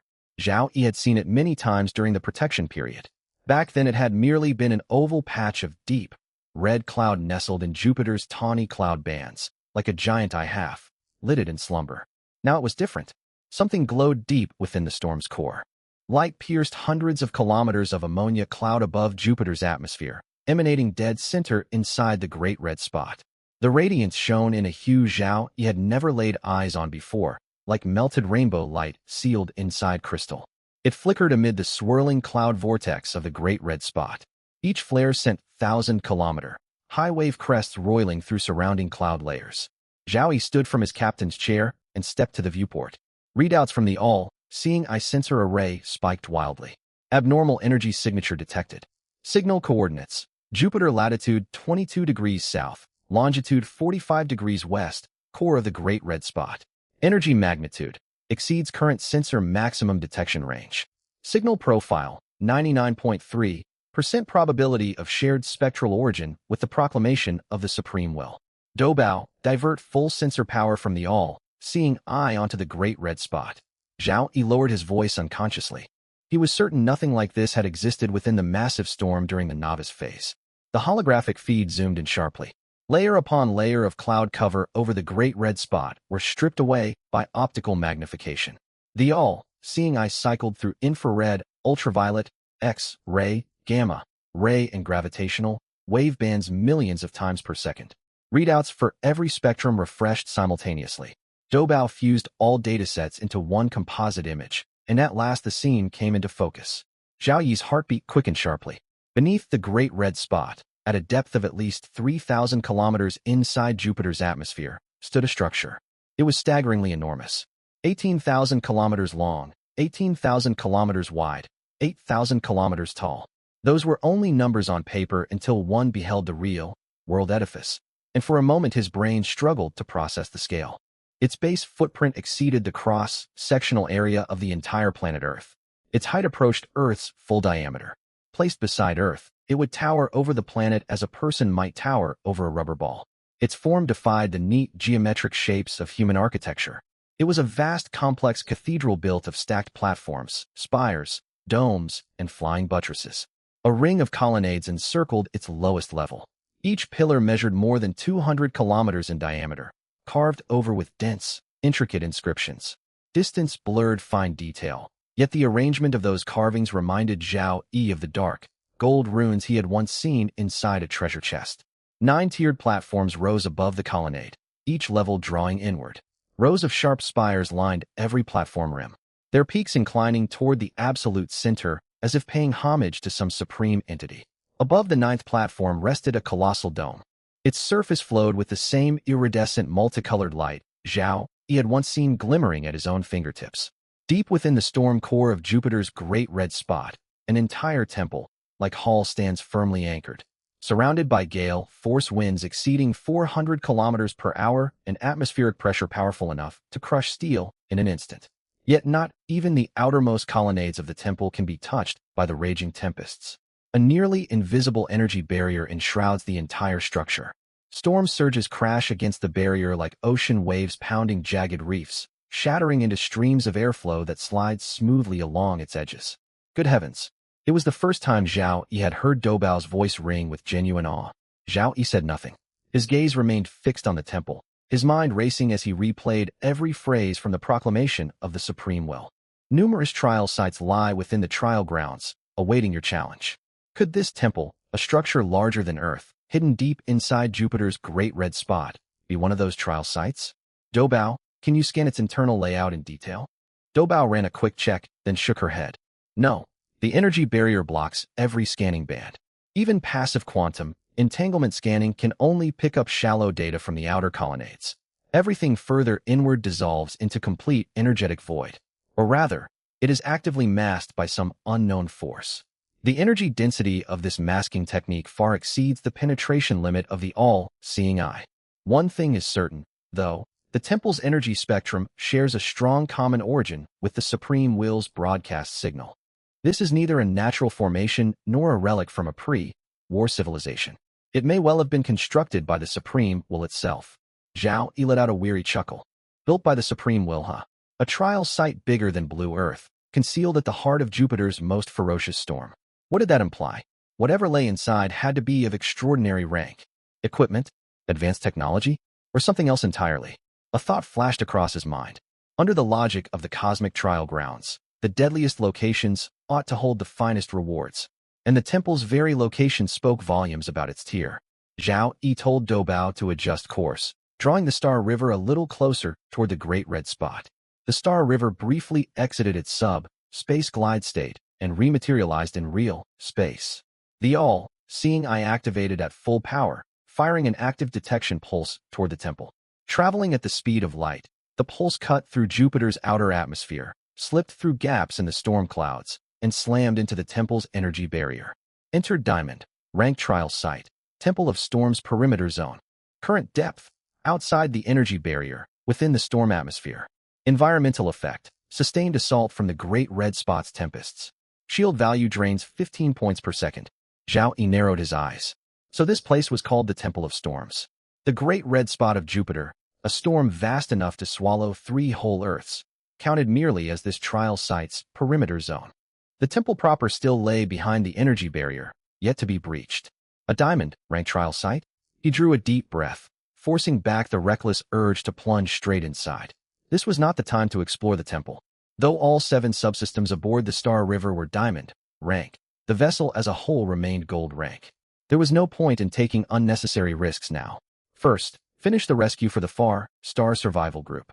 Secure the 600,000 energy points, upgrade the ship to Emerald rank, and only then return for the temple.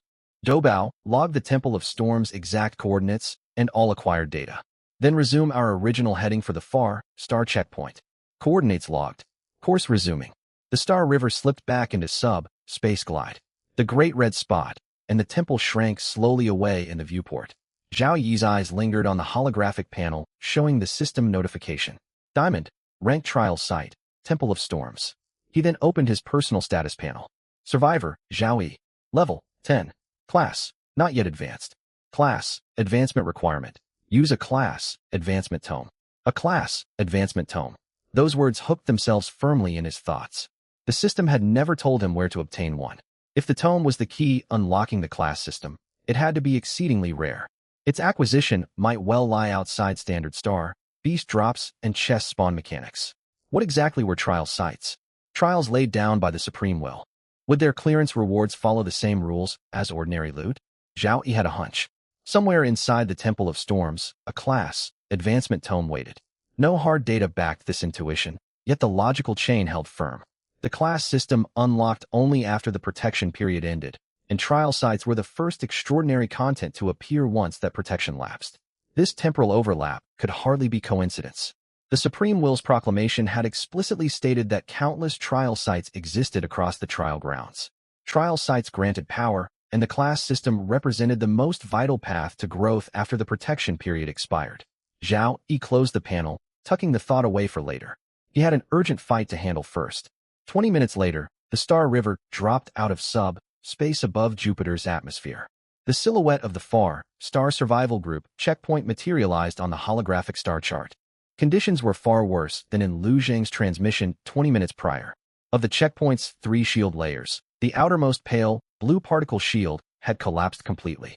The middle dense golden energy shield bore more than a dozen jagged rents, golden energy leaking out like vital essence into vacuum along every tear. Integrity of the innermost crystal lattice shield had fallen from 62% 26 minutes ago down to 41%. Spider web cracks were spreading across its southern sector. Out of 120 defensive turrets, fewer than 40 remained operational. Turret fire had dwindled to sparse, weak energy beams lashing out into the void, striking the swarming horde of star beasts like pebbles hurled against a flood. The besieging horde had grown even larger.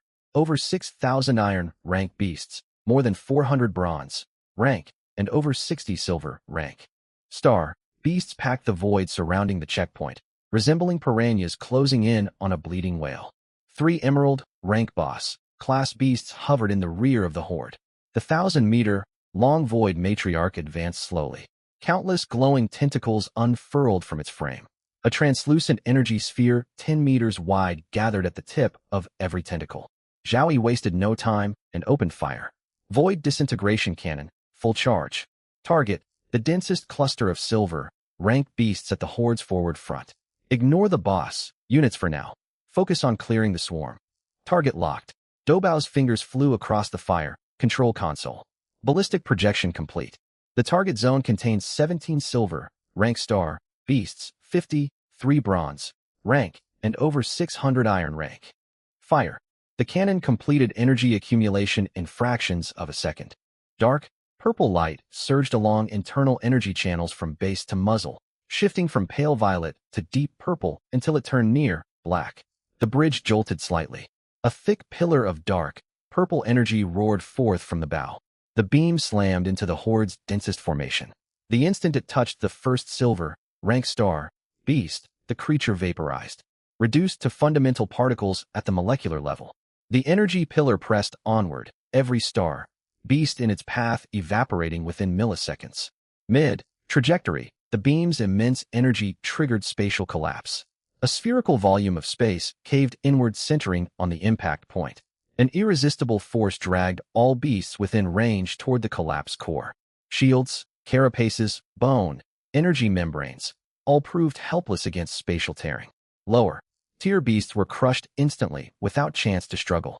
Silver, rank beasts resisted for barely 2 seconds before bursting like crushed eggshells.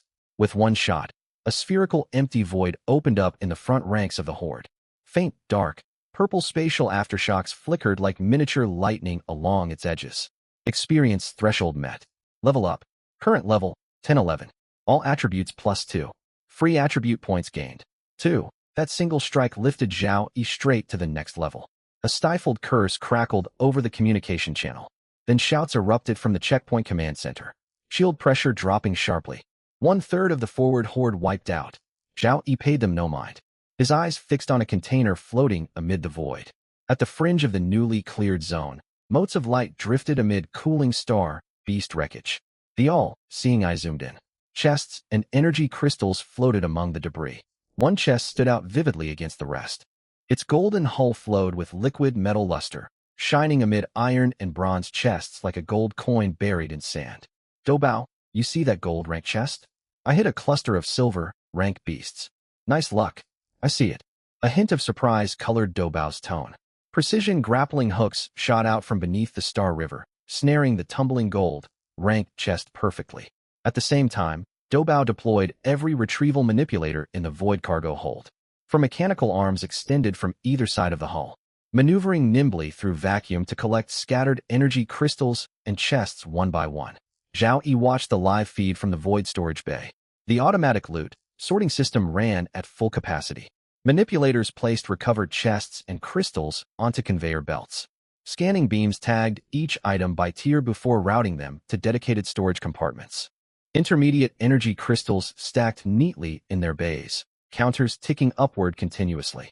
Chest-lined storage racks sorted by rank. The gold rank chest rested alone on the top shelf, its liquid, gold glow glinting under the bay's cold floodlights. Truly, a diamond-grade cargo system outperformed earlier models by a vast margin. Open the gold rank chest. Zhao Yi ordered. Acknowledged. On the unpacking platform, manipulators gripped the chest's latches and twisted. The lid snapped open. Brilliant golden light billowed outward, coalescing into the hologram of a weapon. It was a human-crafted firearm, shaped like an oversized heavy pistol. Its barrel was 3 times thicker than that of an ordinary sidearm. Layered metal scales plated its frame, each edge glowing with pale, blue cold luminescence. A thumbnail, sized deep, blue crystal embedded in the grip, swirled with liquid, like energy within. Darkwing Hunter Gold, rank. Type, human, made firearm/pistol. Damage, 80 to 120. Effective range, 1,500 meters. Energy cost, 0.5 energy per shot. Equip requirement, level 20. Special effects, Void Mark, places a mark on struck targets lasting 15 seconds. All ranged attacks against marked targets deal 25% increased damage. Hunter's Pursuit, shots fired at marked targets home automatically, evading standard evasive maneuvers within 300 meters. Description, a weapon with level prerequisites. The protections of the starting phase have faded. Welcome to the true cosmic trial grounds. Zhao Yi's gaze lingered on the line, equip requirement, level 20, for 2 full seconds. He had opened countless chests, from iron all the way to emerald. None had ever carried level restrictions.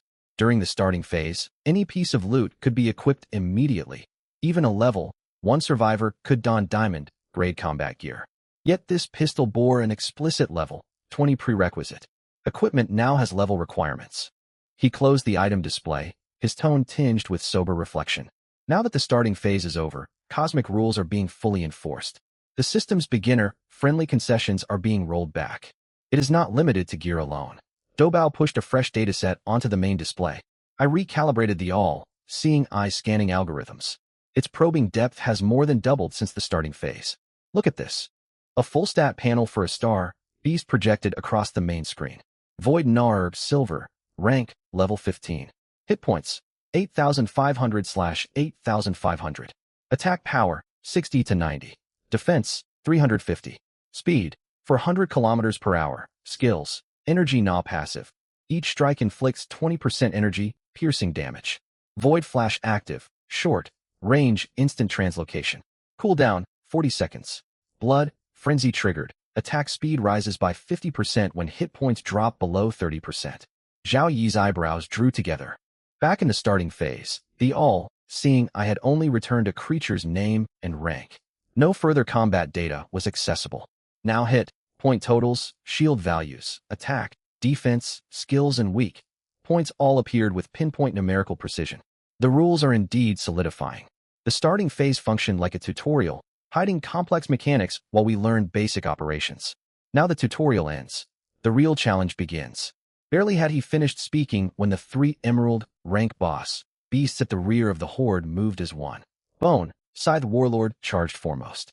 Its massive osseous sides ignited with dark, red energy enchantment the instant before its assault. It accelerated to maximum velocity, streaking across vacuum, both sides sweeping toward the Star River's port hull. Void Bulwark, Triple Stellar Veil at full power.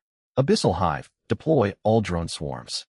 Void Sentry drones poured forth from launch bays and quickly formed battle formations in space. Individually small, they unfolded wings en masse, resembling a silver locust swarm surging from the hive.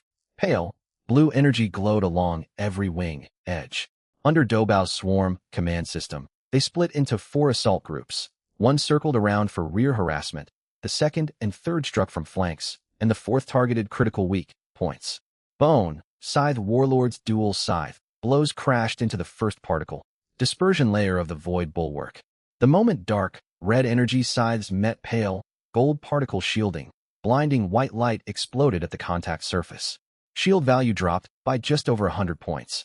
The diamond, grade Void Bulwark's defensive capacity remained formidable. Void Disintegration Cannon, normal, fire mode. Target weak points. Suspend charging. Continuous fire. In normal mode, the cannon fired once every second. Dark, purple beams struck repeatedly at the articulated weak point on Bone, Scythe Warlord's neck, the spot flagged by the all-seeing eye, where damage multiplied by 2.5 upon hit. Bone, Scythe Warlord tried parrying with its energy, reed scythes, deflecting part of the fire. Most beams slipped past its guard, each blast shaving away large chunks of its life force. Simultaneously, the Void Sentry swarm unleashed full firepower. Each drone dealt 300 damage per second. 200 drones focusing fire on a single target dealt 60,000 damage every second. Dense energy rays poured down upon Bone, Scythe Warlord. From the bridge viewport, countless pale, blue light traces wove a steadily contracting luminous net around its thrashing frame. Its hit points plummeted rapidly. 70%, 50%, 30%. Its indomitable passive ability activated. Blazing crimson light erupted from Bone, Scythe Warlord. All debuffs instantly cleared, and its hit points rebounded to 10%. It entered Battle Fury. Its attack power climbed continuously. Scythe strikes doubled in frequency, each blow draining dozens of shield points from the Void Bulwark. Yet the Void Bulwark regenerated 100 shield points every second. Since attaining Diamond rank, its shield systems maintained steady restoration even amid combat. Whenever shield pressure spiked, Doubao activated Precision Pulse Overload. expending 5 energy to restore 1,000 shield points.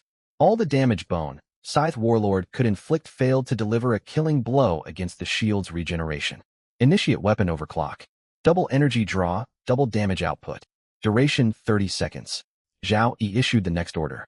The battle, Domination Core's weapon, overclock module roared to life. Every weapon system aboard the Star River shifted into overclock status. The Void Disintegration Cannon's muzzle, glow shifted from dark, purple to near, white-violet. Rate of fire and damage both doubled. With Swarm, coordination bonuses active, Void Sentry drone targeting accuracy rose by 50%. Every stream of fire converged on the same structural weak point. Bone, Scythe Warlord's hit, points drained like water from a broken dam. It attempted a second Void charge to create distance, yet Doubao had already locked its projected path. Void Warp Jump. The Star River vanished on sight and reappeared 500 kilometers directly ahead of where the Warlord would emerge. The Void Disintegration Cannon's muzzle pointed straight along its line of advance. Full charge, weak, point targeting. When Bone, Scythe Warlord charged to within less than 200 kilometers of the bow, the dark, purple energy column fired. At near, point, blank range for the cannon, the beam pierced cleanly through the neck, joint weak, point, perforating its entire body from front to rear. Carried by inertia, Bone, Scythe Warlord flew onward for a short distance before beginning to disintegrate. First its osseous sides tore free from its limbs. Then plates of carapace peeled away. Finally its whole skeleton blew apart from within, shattering into countless dark, red fragments. Bone, Scythe Warlord eliminated. 160,000 experience gained. Experience threshold met. Level up. Current level, 1112 all attributes plus 2 free attribute points gained. To this single boss yielded a massive 160,000 experience points, and Zhao Yi leveled up once more. The shattered remains of the Bone, Scythe War Marshal scattered across the vacuum, forming a debris cloud over 100 kilometers in diameter. At the center of the debris cloud, several items glinted brightly, the kill loot. Zhao Yi's gaze was instantly drawn to one glowing point, an emerald-colored treasure chest shimmering with gem-like radiance, standing out sharply against the expanse of dark, red wreckage. Scattered beside the chest were several high-grade energy stones. Further out lay a far larger quantity of mid-grade and low-grade energy stones, spread out like spilled diamonds. Doubao, retrieve everything. Pull it all back. Already on it. Doubao's voice carried clear excitement as she stared at the recovery interface for the Void Storage Bay. Her mechanical arms stretched out at once, darting swiftly through the debris cloud. The tractor beam hauled the emerald treasure chest back first. One high-grade energy stone after another was sucked into the recovery port, while mid-grade and low-grade stones flooded into storage compartments like iron filings drawn to a magnet. Zhao Yi had no time to admire his spoils, for the Void Hive Mother finished charging its ultimate attack. The kilometer-long, translucent jellyfish, like boss, lit every one of its tentacles with blinding white light. Hundreds of 10-meter-wide energy spheres detached from the tentacle tips, streaking toward the Star River from all directions. Like a reverse meteor shower, each sphere packed enough power to shatter the shield of a silver-tier starship. Hundreds striking at once would unleash enough total damage to vaporize a small city in an instant. Void Barrier. Activate damage reflection. Let it taste its own attack. Hundreds of energy spheres connected simultaneously. The triple stellar veil roared under the impact. The outer particle, dispersion shield, split the spheres into countless tiny fragments. The middle high-density energy shield bore the brunt of the blow, and the inner lattice shield absorbed the final remnants of penetration damage. 3,000+ shield points of the Void Barrier vanished under the barrage, yet the damage reflection trigger activated at once. 30% of the harm bounced unaltered back onto the Void Hive Mother. The giant translucent body of the Hive Mother jolted violently. Rebound damage from the hundreds of spheres detonated across its frame, bursting clusters of light all over its umbrella-shaped main body. Globs of liquid energy sprayed out from ruptured tentacle roots. Writhing in agony, it whipped its appendages and began charging for a second strike. Zhao Yi gave it no chance. Void Disintegration Cannon, full charge. Target the Hive Mother's core, the weak point marked by the all-seeing eye. Target locked. Core located at the exact center of the umbrella body, protected by 2 outer energy membranes. Full charge plus causality correction enables penetration. Fire. A dark, purple energy column roared forth once again. The beam pierced precisely into the weak point core at the center of the Hive Mother's umbrella. The two defensive energy membranes were bypassed outright by the causality correction, rendered as ineffective as illusions. The energy pillar tore through the core and erupted from the far side of the creature, releasing a 50-meter wide jet of internal energy. This jet was the Hive Mother's liquid vital energy, surging out after its core rupture and blooming into a spectacular purple light cloud in the vacuum. The Void Hive Mother's body began to collapse. Its umbrella-shaped hull caved inward layer by layer starting from the center. Deprived of energy, its tentacles rapidly withered to ash gray. The kilometer-long form shrank into a crumpled membrane within 10 seconds before residual internal energy ripped it apart from the inside out. Void Hive Mother slain. 180,000 experience points gained. Experience threshold met. Level increased. Current level, 1213. All attributes +2. 2 free attribute points awarded. Rewards from the boss were extremely generous, raising Zhao Yi's level once again. New glowing points flickered inside the debris cloud. A second emerald treasure chest, alongside a dense field of energy stones. Bring everything back. Don't leave a single one behind. Satisfaction colored Zhao Yi's voice. Watching spoils stream into his ship and storage compartments fill up was one of the few genuine pleasures he found within this brutal cosmic trial. The 4 mechanical arms plunged back into the wreckage cloud. Doubao operated with even greater efficiency than before, assigning a separate high-priority retrieval tag to every high-grade energy stone. Tractor beams locked onto 6 targets at the same time. The mechanical arms moved so quickly they left faint motion trails. The automatic loot sorting system of the Void Storage Bay ran at full capacity. Energy stones clattered down transport belts into storage slots, and numbers on the counter panel shot upward rapidly. One final Emerald tier boss remained, the Emerald Devourer. This star beast resembled a flattened, deep sea fish, its whole body sheathed in shimmering emerald energy scales. It had watched the bone Scythe War Marshal get blasted through, then witnessed the Void Hive Mother explode from within. Reacting the way any intelligent being would when faced with overwhelming firepower, it turned and fled. Every emerald scale stood upright as it ran, each one pulsing with acceleration energy to push its speed to the absolute limit. The Emerald Devourer chose a smart escape route, heading straight for the dense asteroid rubble field of Jupiter's rings, hoping to use the debris as cover to shake off pursuit. Void Jump. Appear 500 kilometers ahead of its flight path. Abyss Hive. Prepare Annihilation Protocol. The star river vanished on the spot and reappeared directly in the escape path of the Emerald Devourer. Void Sentinels swept around on both flanks and formed a blocking formation ahead of it. Every sentinel folded its wing, frames, and faint unstable red light glowed from their core, module micro, shields, the pre-activation signal for the Annihilation Protocol. The Emerald Devourer charged straight into the sentinel formation. 200 miniature suns burst into existence across the void. Sentinel self-destruction under the Annihilation Protocol was no ordinary detonation. Each unit converted its entire energy core from matter into pure energy within 1/10 of a millisecond. Light from the overlapping explosions turned that stretch of space brighter than daylight. Shockwaves rippled outward at near light speed. When the Emerald Devourer broke free of the blast center, nearly half its emerald scales had been blown away, exposing pale gray flesh underneath, much like a fish stripped of half its covering. Void Disintegration Cannon, full charge. This ends it. The cannon locked onto the soft, unprotected tissue on its neck where scales had been torn off. The all-seeing eye rescanned and confirmed the fully exposed vulnerability after the beast's injury. The dark, purple energy column pierced the Emerald Devourer's neck and exited through the far side. The colossal star beast stiffened. Every glowing scale on its body went dark at once. Carried forward by inertia, its corpse drifted a short distance before beginning to disintegrate. Scales peeled off one by one, bones snapped, and finally its whole form shattered into a debris cloud spanning several kilometers. Emerald Devourer slain. 150,000 experience points gained. The third boss was dead, though Zhao Yi did not level up this time. Inside the wreckage cloud glinted the sight he had been hoping for, the third emerald treasure chest. Zhao Yi opened the public communication channel. Inside the command chamber of the Far Star Survival Outpost, the background noise had swelled into a tide of cheers, weeping, and laughter. Voices shouted, "They're all dead.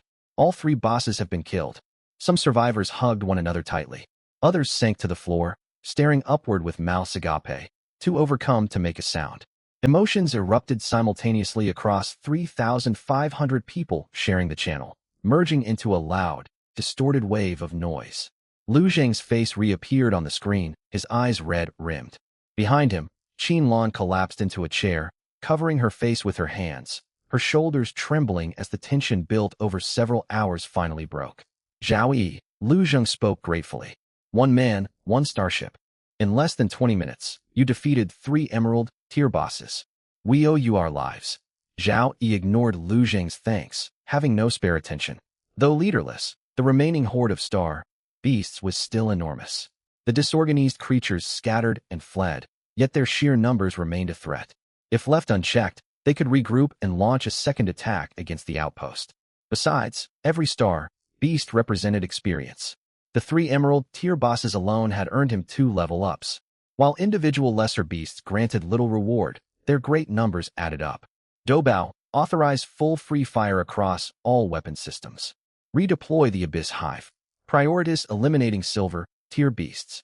Maintain continuous normal mode fire with the Void Disintegration Cannon. Do not conserve power. Use the Gaussian Rapid Fire Cannons and Ray Matrix Cannons to pick off stragglers. Understood, Master. Doubao replied cheerfully. The Star River began a highly efficient mopping up operation amid the beast swarm. Firing once every second, the Void Disintegration Cannon wove a deadly net of dark, purple beams across the void. Each shot claimed 1 or 2 silver tier star beasts.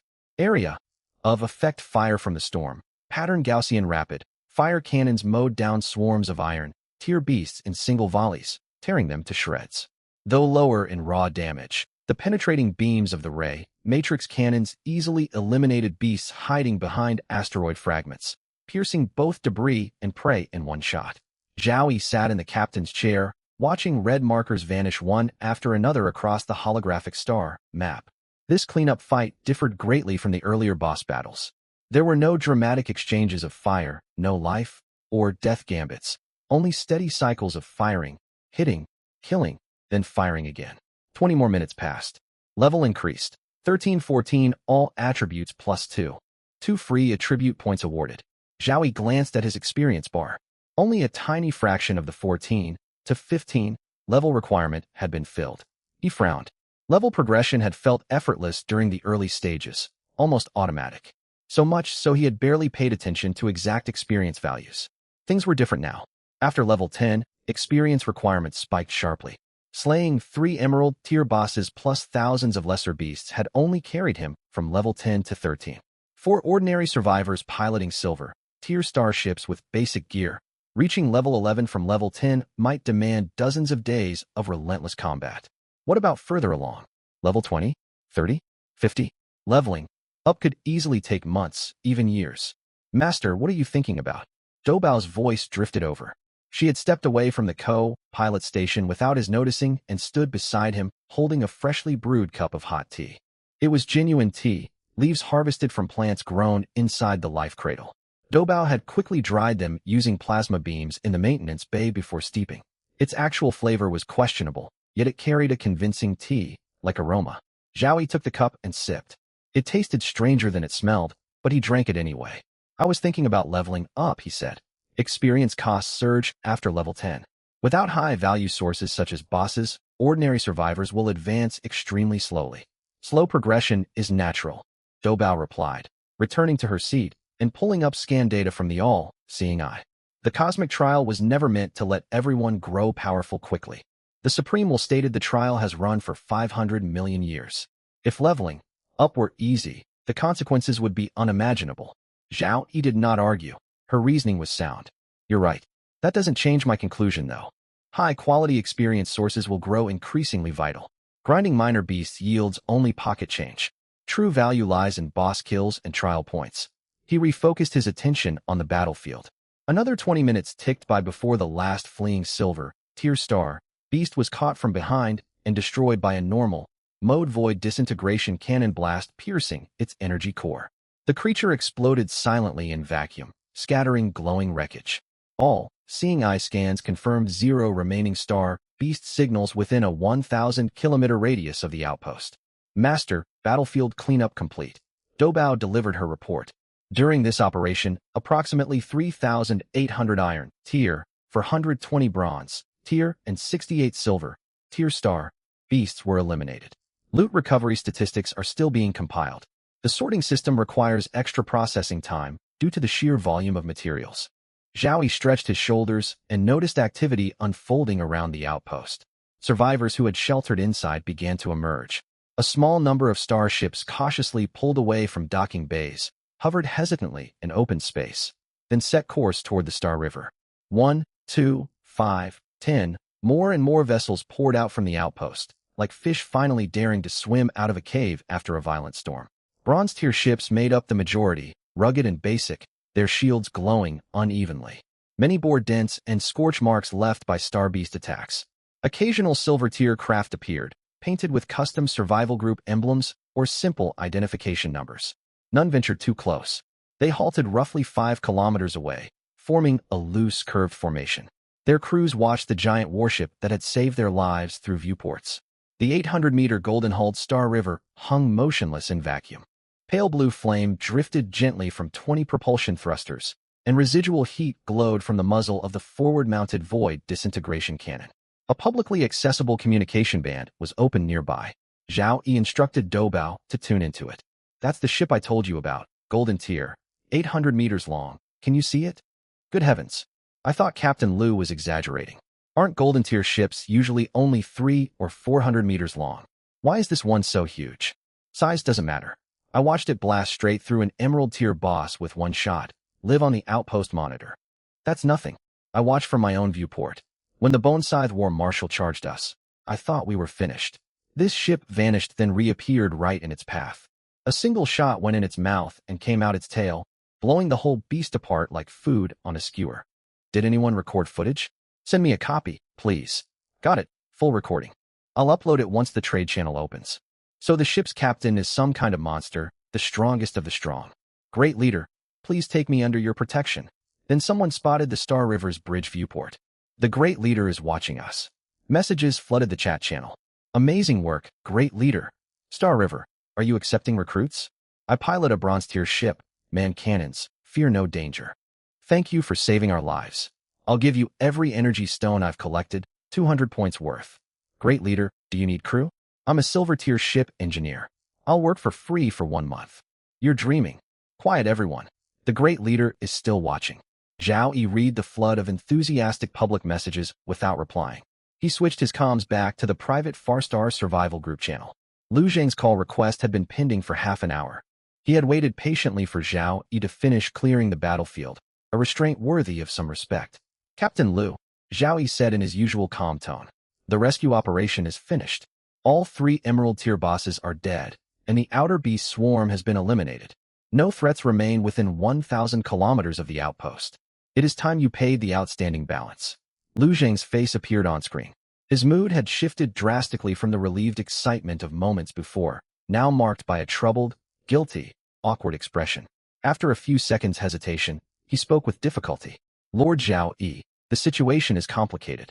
Only 300 of the 3,300 survivors inside this outpost are official Farstar Survival Group members.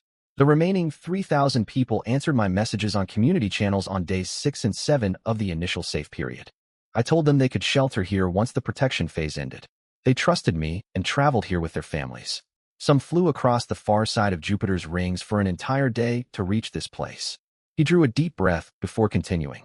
Once the protection period expired, the scale of the beast horde far exceeded my estimates. Most of these refugees only own bronze-tier starships with no heavy-duty weaponry. They stayed here because I promised them safety. In the end, their ships formed the outer defensive line and absorbed the first wave of the assault. More than 600 of them died.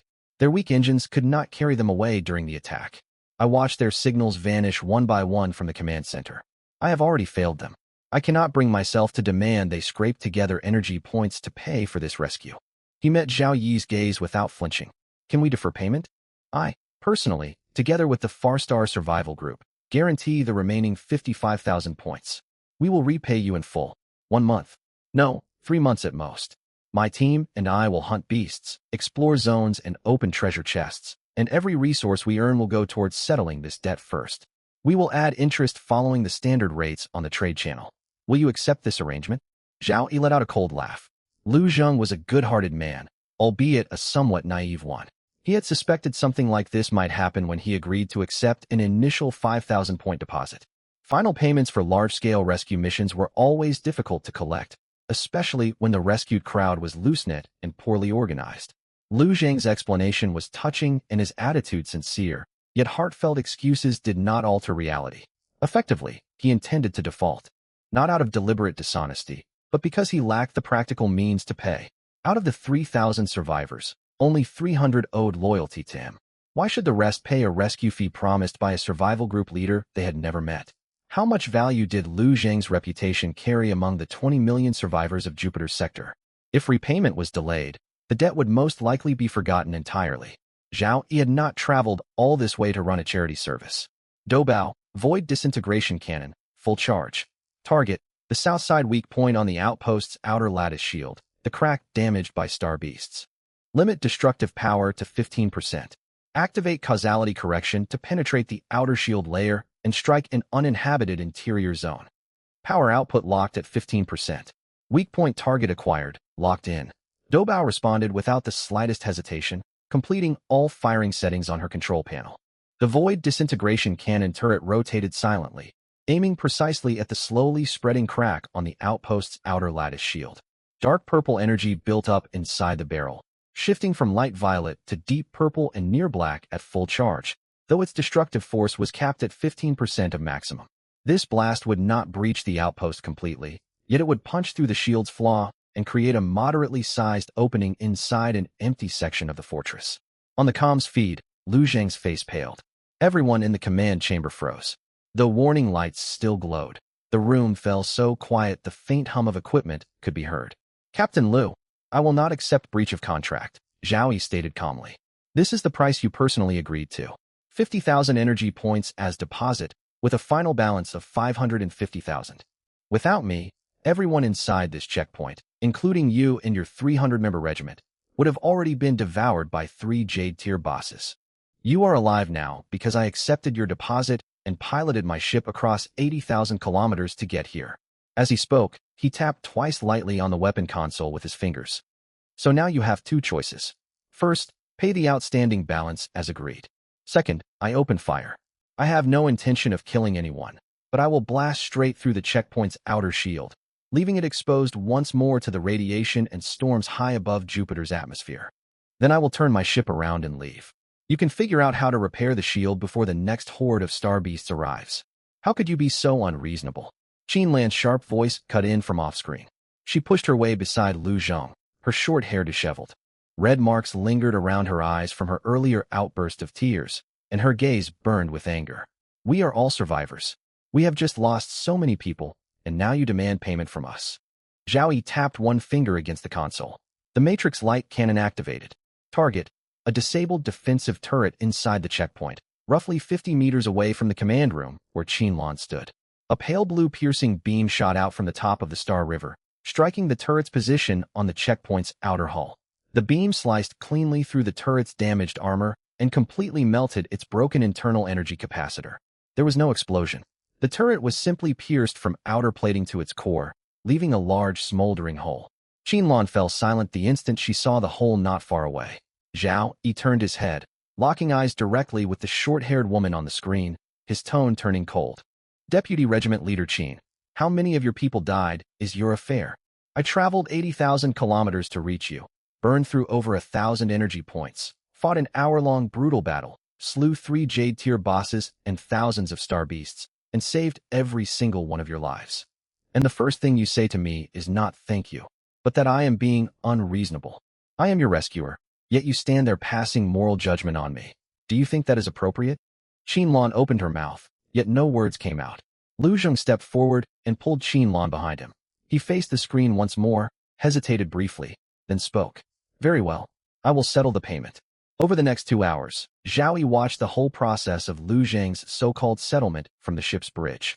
It turned into a hellishly difficult debt collection session. Lu Zheng first gathered all 300 official members of the Far Star Survivor Regiment. In a few short words, he explained the situation. The owner of the Star River had saved more than 3,000 of their lives, and payment was now due. Members of the regiment would contribute whatever they could. Any shortfall would be covered by a personal IOU from Lu Zheng himself, to be repaid later by hunting star beasts. The 300 regiment members agreed without complaint. They had witnessed Zhao Yi single-handedly defeat the three bosses and felt nothing but reverence for their savior.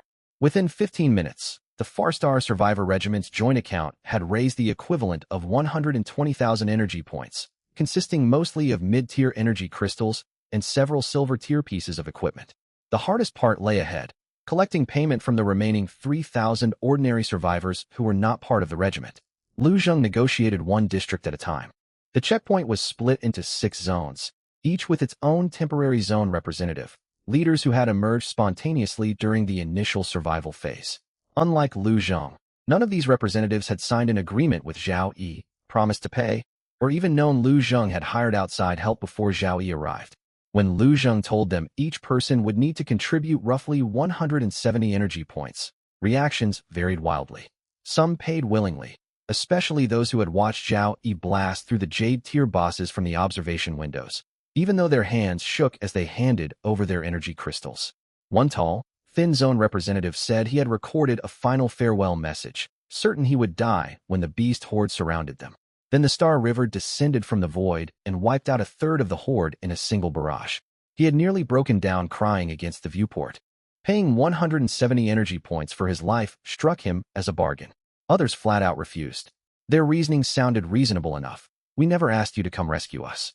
We were trapped, but hiring outside help was Lu Zheng's decision. Why should we have to pay for it? A man wearing glasses argued with Lu Zheng over the communications channel for 10 minutes, repeatedly pointing out that Lu Zheng had promised to keep them safe. Rescue, he insisted, was Lu Zheng's duty, not their debt. Lu Zheng brought the man over to the viewport and pointed toward the Star River, hanging motionless in outer space. Look carefully, he said. That ship does not belong to my survivor regiment, and it owes us nothing. It came here because I promised to pay 600,000 energy points. If you believe your life is not worth 170 energy points, you are free to refuse payment. You can pilot your own ship out and fight the remaining star beasts still roaming outside. The man glanced out the window. The Void Annihilation cannon on the Star River was aimed directly at the viewport, its dark purple energy barrel still glowing with residual heat. He fell silent for a full minute, then completed the transfer. The most troublesome cases were survivors who genuinely had no energy points to give. Many people living inside the checkpoint owned nothing besides their ships. For those individuals, Lu Zheng agreed to accept equipment as payment in kind. One Iron Tier item could offset 10 energy points, an Iron Tier combat suit 15 points, and an unopened Iron Tier treasure chest 3 points. Doubao appraised every item one by one. She checked real-time Jupiter Zone equipment market prices on the trading channel to ensure every valuation was fair, avoiding overcharging or underpaying anyone. Naturally, there were also unpleasant incidents, including shouting matches and tense confrontations. Collecting money was never easy. After 2 exhausting hours, the final payment arrived. Lu Zheng's voice was hoarse, barely audible. Full payment received. He projected the transfer records onto the communication screen, his voice gravelly. The final balance of 550,000 energy points includes 183,000 in raw energy crystals and mid-tier energy stones. The rest has been paid with equipment traded for equivalent value. I have sent you the full, itemized list for your review. Zhao Yi scanned the list. 183,000 energy points in crystal form could be spent directly on ship upgrades. The remaining 367,000 points worth of goods consisted entirely of equipment, the vast majority Iron Tier, totaling roughly 10,000 separate items. There were more than 1,000 Bronze Tier items and 34 Silver Tier pieces, including weapons, armor, and a small number of starship components. He had little personal use for all this gear, but converting it into pure energy points via the public trading channel would only be a matter of time. Right after the initial survival phase ended, demand for equipment was extremely high. Even basic Iron Tier gear would sell quickly. We have a deal. Zhao Yi nodded. Lu Zheng sank back into his chair as though a mountain-weight burden had fallen from his shoulders. Zhao Yi skipped formal pleasantries, told Doubao to set a return navigation course, and the Star River departed the cleared-out section of void space. Once he was gone, Qinlan spun sharply around. her gaze fixed on the spot where the Matrix light cannon had blasted through the turret near their command room. Her lips tightened, her breathing quickened, resentment etched across her features. That man Zhao went far too far. Sooner or later, he will pay back every last point with interest. Lu Zheng placed one firm hand on her shoulder. Calm down. Qinlan turned toward him, emotions still running high. Why are you worried he might hear? His ship is already far away. Calm down, Lu Zheng repeated. That man is destined to become an extraordinary figure.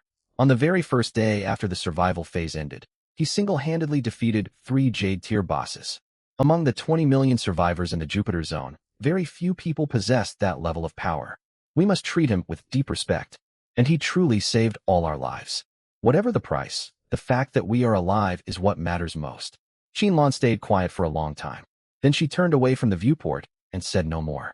Elsewhere, the Star River dropped out of sub-light travel and returned to orbit above Callisto. Zhao Yi instructed Doubao to hold the ship stationary 500 kilometers above his base.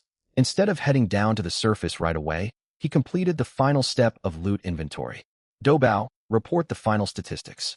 Doubao stepped forward holding a data tablet, cleared her throat, and adopted the formal posture of someone delivering an annual financial report. Final loot report for the rescue mission. Boss kill rewards. Jade, tier treasure chests times 3. Gold, tier treasure chests times 15. Silver, tier treasure chests times 352. Bronze, tier treasure chests times 7865. High, tier energy crystals times 17. Equivalent to 170,000 energy points. Mid-tier energy crystals times 960, equivalent to 9,600 energy points. Low-tier energy crystals times 2,8955. Final payment income, 550,000 energy point equivalent value transferred by the Far Star Survivor Regiment. 183,000 points in raw energy crystals, and 367,000 points worth of physical equipment. Detailed equipment inventory, approximately 11,000 iron, tier human, use items and starship components, 1,437 bronze, tier pieces, 34 silver, tier pieces. All equipment is safely stored in void storage, occupying approximately 16% of available warehouse capacity. Zhao Yi smiled happily after hearing the long list of numbers. His ship would now have enough resources to upgrade to the Jade tier. Though this pile of equipment was worthless junk to him, every item represented a greater chance of survival for other survivors in the Jupiter Zone. And survival hope always commanded a high price on the trading channel. List all equipment on the trading channel and sell it off as quickly as possible. Understood. Doubao's fingers flew across the trading console. There is one issue, however. The regional trading channels have now merged. They are no longer separated into independent zones for each survival sector. Merged. Look here, Master. Doubao projected the trading channel interface onto the main screen. Zhao Yi immediately understood what had happened. During the initial survival phase, each sector ran its own isolated trading channel, and only survivors within that sector could trade with each other. Now, there was only one channel option visible on the menu. Jupiter Trial Zone Trading Channel, online users, 13,124,723.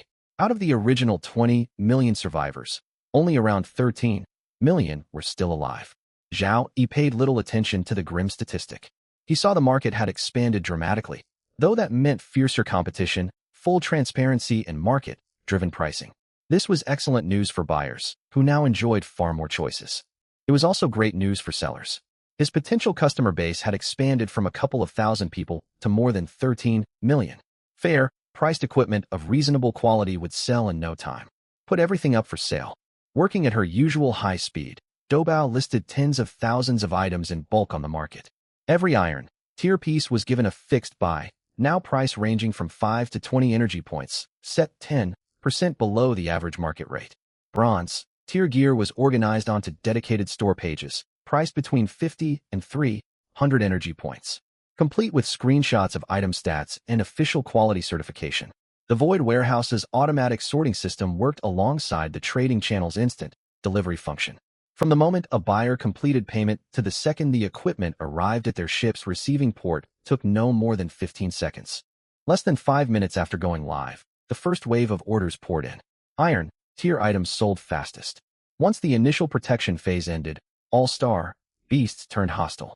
Many survivors who had grown complacent during their 7-day safety window suddenly discovered they could not defeat even the weakest floating void creatures, creating an explosive surge in equipment demand.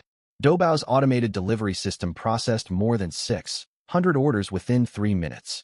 Energy points and crystals streamed steadily into the Star River's account. At this sales rate, all iron tier equipment will sell out within 4 hours. Bronze tier stock should clear in roughly 8 hours. Silver tier items may take around 12 hours due to their high cost and smaller buyer pool. Once all this equipment has been liquidated and costs subtracted, our total energy reserves should reach roughly 800,000 points. Zhao Yi nodded and stood up, walking toward the void storage warehouse. The 3 jade tier treasure chests sat in a neat row on the top storage shelf, their surfaces glowing with rich emerald light beneath the cold overhead lamps. He always preferred opening high-ranked treasure chests himself. Zhao Yi reached out and opened the first chest. A dense emerald-colored light surged out from inside and formed a holographic projection of a weapon above the opening platform. It was a rifle with an elongated barrel covered in deep, green metallic scales, each scale edge glinting silver. Beneath the barrel hung a separate energy acceleration module. Twisting energy circuits inside the module resembled tangled tree roots. Every pulse of power caused the scales across the rifle's body to rise slightly. Ion Storm Rifle Jade, Tier, Type, Human Weapon/Rifle Damage, 280 to 450 range, 5,500 meters. Energy cost, 0. 2 energy points per shot required level, 18 special effects, Ion Overload. Charged shots deal double damage after a 1.5-second charge up. While charging, an ion storm surrounds the rifle, inflicting 300 damage per second to enemies that draw near. Storm Barrage. After hitting the same target 3 times in a row, the 4th shot triggers an ion explosion dealing 800 points of area of effect damage. Energy Feedback. Recover 1 energy point upon killing an enemy. Zhao Yi read through the stat sheet from top to bottom. The Jade tier rifle boasted solid damage and useful bonus effects, yet it held no value for him. He wore Diamond tier Shadow Walker combat gear and carried the Diamond tier Void Roar cannon. This rifle was not even worthy of being kept as a backup weapon. He set the rifle back on the storage rack and marked it for sale, then opened the second Jade tier chest. This time a Starship-related item materialized as a hologram. A diamond-shaped missile launcher appeared. A flickering pale, blue energy core was embedded in its warhead, and 4 dragonfly wing-like stabilizer fins extended from its rear, every surface etched with dense energy runes.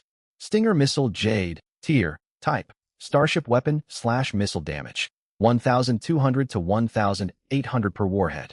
Range, 800 kilometers. Flight speed, 6,000 kilometers per hour. Mount requirement, medium hardpoint. Special effects, Energy Seeking Stinger, locks onto target energy signatures after launch, bypassing most basic shield scattering defenses. With higher tracking priority than standard heat-seeking missiles. Armor, Piercing Warhead, ignores 40% of the target's shield strength on impact, inflicting direct hull damage. Though this weapon was impressive, Zhao Yi already possessed superior ship-mounted firepower, so he set it aside for later consideration. Zhao Yi reached for the final treasure chest. The 3rd Jade tier chest was slightly smaller than the other 2, yet denser emerald energy patterns flowed rapidly across its outer shell. The moment Zhao Yi twisted open the latch, a brighter burst of light flooded outward. The hologram revealed a fruit. Shaped like a slightly flattened peach and roughly fist-sized, its skin was translucent emerald green. 3 tiny green leaves sprouted from its top, each leaf rimmed with concentric golden ring patterns spreading outward like tree ring growth marks. Star, Energy Fruit, Jade, Tier, Type, Special Item/Consumable Effect. Permanently increases consumer's maximum health by +500, and all base attributes by +30. Cannot stack with repeated consumption. Only the highest ranked similar bonus applies. Description, a fruit bathed in starlight over countless years. Eating it will elevate you beyond ordinary human limits. Zhao Yi turned the fruit slowly between his fingers. 500 extra health points and 30 points to every attribute. For an average survivor, this fruit was effectively a second life. A typical level 10 survivors' base health pool was only a few hundred points, so this single item could double their vitality. For Zhao Yi, however, 500 health points made little difference. The Immortal Star Elixir had already granted him 3,000 bonus health points. bringing his total health pool to 3,900. The plus 30 all attribute bonus remained valuable, equivalent to adding the physical strength of 30 fully grown adult men to his stats. Zhao Yi checked his ability panel. Remaining daily uses of Finger of Evolution. 1. He had already activated the ability twice earlier that day to upgrade his ship's energy and propulsion systems. He had originally planned to save his final daily charge and accumulate more uses tomorrow. Now, though, temptation stirred inside him. The star, energy fruit, was a consumable item. Upgrading a consumable still yielded another consumable, eliminating the risk of equipping something beyond his power grade. Based on his past experience with the Finger of Evolution, a Jade tier object usually jumped 1 rank to Diamond tier, with a smaller chance to leap 2 full ranks. A single rank upgrade to Diamond tier would likely multiply its existing effects several-fold. A rare 2 rank jump to Epic tier was something he had never witnessed before. Doubao, what do you think this fruit would become after evolution? Doubao glanced away from her data work and tilted her head toward him. Master, if it jumps 1 rank to Diamond tier, the health bonus could increase 5 to 10 times, and attribute gains 3 to 5 times. If it jumps 2 ranks all the way to Epic tier, results are unpredictable. There is a huge power gap between Diamond tier and Epic tier items. Effects could multiply dozens or even hundreds-fold, though the probability of that outcome remains very low. There is only one way to find out. Zhao Yi raised his right hand, fingers spread open. He rested the star, energy fruit on his left palm, and gently placed his right hand over its surface. Finger of Evolution activated. Target, star, energy fruit, Jade, tier. Evolution jump, plus 2 tiers. Evolution commencing. Rainbow, colored light streamed out from his fingertips. Instead of spreading along metal seams and armor plating as it did when upgrading hardware, the energy flowed like water, seeping straight through the fruit's translucent skin. The glowing liquid energy flowing inside the fruit began to boil violently upon contact with the rainbow power. The fruit trembled gently in his palm. Its 3 green top, leaves unfurled wide, and the golden ring patterns along their edges multiplied rapidly. 1, 2, 3 new rings appeared in quick succession. Fresh golden markings spread outward across the leaf surface, reaching all the way down to their stems. The fruit's color transformed beneath the rainbow energy bath. Its emerald skin darkened into deep forest green, before gradually shifting into a soft shade of orange. Finally, colors burst forth, and the entire fruit turned deep orange on its surface. Its texture also shifted, changing from a translucent rind-like feel to an almost crystalline quality. Countless fine hexagonal facets emerged across its exterior. The 3 leaves unfurled completely, the edge of each rimmed with orange radiance. Their veins formed highly regular geometric patterns, as if miniature energy circuits had been etched directly into the foliage. Zhao Yi stared at the drastically transformed fruit resting in his palm. It now resembled a shrunken stellar core, a fist-sized orange crystal covered in hexagonal facets. Every facet glowed independently, its light pulsing in perfect sync with a heartbeat. A brand new panel floated above the crystal. Heart of Eternity, E-Epic, tier, type, special item / biological core modification activation method. Hold it against your chest. The Heart of Eternity will automatically merge and replace your native heart. The substitution process is painless and lasts roughly 30 seconds. After replacement, the Heart of Eternity becomes your new primary circulatory organ. Your original heart is safely sealed inside it and ceases function. If the Heart of Eternity is removed, your original heart resumes operation. Effects: plus 100,000 maximum health, plus 300 to all attributes, 1,000 health regenerated per second. Special effects: Eternal Rhythm. Healing from all sources is increased by 100%, including self, regeneration, potions, skills, and ally. Cast healing. Wall of Immortality. Upon taking fatal damage, the Heart of Eternity automatically activates the Wall of Immortality, granting complete immunity to all damage for 10 seconds. 24-hour cooldown. Core Resonance. Attribute. Growth effects from leveling, job advancement, potions, and equipment bonuses receive an additional 30% boost. Previously applied bonuses are retroactively upgraded. Description: a heart that can elevate a mortal to demigod status. Zhao Yi gaped at the numbers on the panel. It had truly evolved to Epic tier. Even ignoring its 3 unique abilities, the base stats alone, 100,000 health, 300 bonus points to every attribute, and 1,000 health regenerated each second were staggeringly powerful. His current health pool stood at just over 4,000, already marking him as a tank among survivors. Yet the gap between 4,000 and 100,000 was an insurmountable qualitative divide. What did 100,000 health paired with 1,000 health regeneration per second mean? It meant he could stand motionless in the void while an emerald-ranked boss unleashed its full assault without ever dying. Every bit of damage the boss dealt would be healed right back. The foe could attack indefinitely and never wear him down. The additional 300 points to all attributes pushed his stats far beyond their already elevated levels. Even with his gear, enhanced base attributes sitting at over 100 times those of an average human, and his speed exceeding 200 times normal. This new bonus freed his combat power from heavy reliance on equipment. Without Void Roar, he could shatter Star Beast shields with his bare fists. Without the Shadow Stalker combat suit, his skin alone would withstand most incoming attacks. Core Resonance added yet another layer of power. All attribute boosting growth effects gained an extra 30% multiplier. With retroactive application, the 3,000 health granted by the Star Immortal Potion would automatically rise to 3,900. The 4-dimensional stat bonuses from his Shadow Stalker combat suit would likewise scale upward. When he advanced to a new job class later, his occupation-based growth multipliers would also be amplified. One epic tier item had transformed him completely, from a well-equipped ordinary survivor into a genuine superhuman. "This little thing is incredibly overpowered," he said, his throat dry. "Master, I am here." Doubao drifted closer, wide eyes studying the heart of eternity intently. Before lifting her gaze toward Zhao Yi, her mouth forming an O. 100,000 health. 300 points to every attribute. 1,000 health regenerated each second. "Master, its effects surpass the total attribute bonuses granted by my full diamond tier artificial intelligence frame. No, it is stronger than 10 of me combined. Use it quickly. Go on, use it." Zhao Yi did not hesitate. He pressed the heart of eternity against his chest. Nanomaterial on the surface of his Shadow Stalker combat suit split open, letting the crystal make direct contact with his skin. Warmth spread outward from the point of contact. There was no pain or discomfort, only the sensation of warm water washing gently through his insides. He could sense something deep within his chest changing. The heart of eternity slowly merged into his body.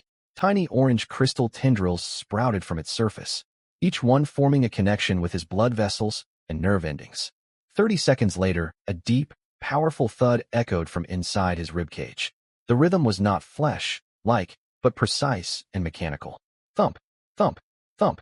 With every beat, warm energy coursed through his bloodstream, flooding every muscle, bone, and cell across his body.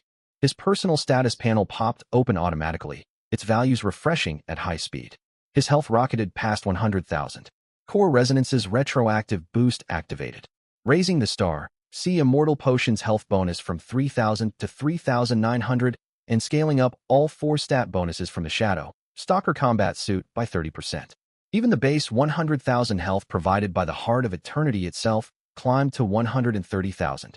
After the initial plus 300 bonus to all attributes, Core Resonance amplified each value by an extra 30%, sending every stat visibly soaring. When the numbers finally stabilized, Zhao Yi glanced at his panel and broke into a delighted grin. Survivor, Zhao Yi, level 13, health points, 138,420/138,420, energy points, 1,300/1,300, strength, 679, spirit, 649, speed, 801, constitution, 756, defense, 650, unassigned attribute points, 0. Every base attribute now fell between 600 and 800. A healthy adult human possessed a baseline value of 1 for each stat. Zhao Yi's attributes were now 600 to 800 times greater. A thought crossed his mind. Ordinary humans could not survive in a vacuum.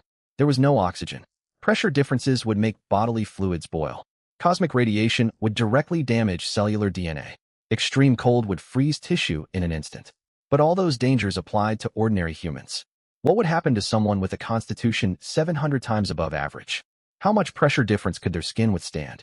How much radiation damage could rapid cellular repair counteract? Could their metabolism draw trace particles scattered across the void to supply oxygen? Zhao Yi looked down at his hand, covered by the Shadow Stalker combat suit, whose nanomaterials glowed darkly under the lights.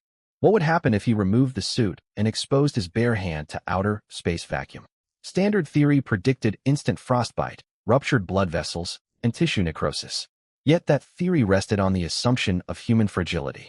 His body no longer fit that description. Doubao, I have an idea. Doubao lifted her head at his voice. Master, what are you planning? I want to perform an extravehicular activity without wearing my combat suit. Zhao Yi stood and flexed his fingers. Doubao's brows drew together. She pulled up his updated status panel, scanned his health, constitution, and regeneration values, and ran several quick mental calculations. Master, theoretically your body can withstand vacuum exposure. Your skin's tensile strength easily counterbalances internal, external pressure differences. The Heart of Eternity's energy supply mechanism replaces standard oxygen circulation. Radiation, inflicted cellular damage is repaired instantly by your 1,000 per second health regeneration. The only weak points are your eyeballs and alveoli. The tear film covering your eyes will evaporate instantly in vacuum, and residual air trapped inside your lungs will expand. However, at your current constitution level, those injuries will heal within fractions of a second. You will feel no pain whatsoever. She tilted her head, her eyes suddenly lighting up as a fun possibility dawned on her. I should warn you, this would mark humanity's first recorded bare-body spacewalk. No precedents exist. If something goes wrong, we will have to retrieve you with grappling hooks and place you inside the life cradle for emergency treatment. For safety, conduct the test above our base rather than out in deep space. Recovery will be far simpler. Zhao Yi chuckled and began walking toward the airlock. The Star River's exit portal sat at the ship's stern, a circular hatch 10 meters in diameter. He paused before the hatch as a system prompt appeared on his ship interface. External environment. Vacuum. Temperature minus 198 degrees Celsius. High radiation level. Confirm EVA? Confirm. He started removing his combat suit. The faceplate retracted upward from his chin, nanomaterials sliding away from his skin like a receding tide. Instantly, the bitter cold and radiation of outer space washed over his face. The exposure lasted only a split second before his body reacted. The Heart of Eternity throbbed once deep in his chest. Warm energy surged up through his blood vessels to his face, forming an invisible energy barrier across the surface of his skin. This protective field was a natural biological response triggered by his cells detecting hostile surroundings, comparable to goosebumps forming in cold air, yet magnified countless times in speed and intensity by the Heart of Eternity. His bare eyes were exposed to vacuum. His tear film evaporated in a fraction of a second, yet no dryness or stinging followed. Fresh tears replenished it just as quickly, establishing a stable cycle of evaporation and secretion. His nasal passages and respiratory tract were fully exposed. Residual air inside his lungs expanded, yet the reinforced tissue of his alveolar walls easily tolerated the pressure difference. His breathing motion never stopped. His skin began absorbing trace oxygen molecules scattered through the vacuum. Oxygen drifted directly across his skin, cell membranes, and entered his bloodstream, a process resembling osmosis. Sound no longer reached his ears. Vacuum could not transmit sound waves, an unyielding law of physics unchanged by his heightened constitution. Even so, profound silence let him hear another rhythm, the beat of the Heart of Eternity. It traveled through bone conduction and pulsing blood, resonating through every single cell inside him. Thump, thump, a steady, faultless engine turning within his chest. Zhao Yi lowered his gaze to his right hand. He stretched his fingers outward toward a tiny drifting meteor fragment, less than 1 centimeter wide and traveling at dozens of meters per second.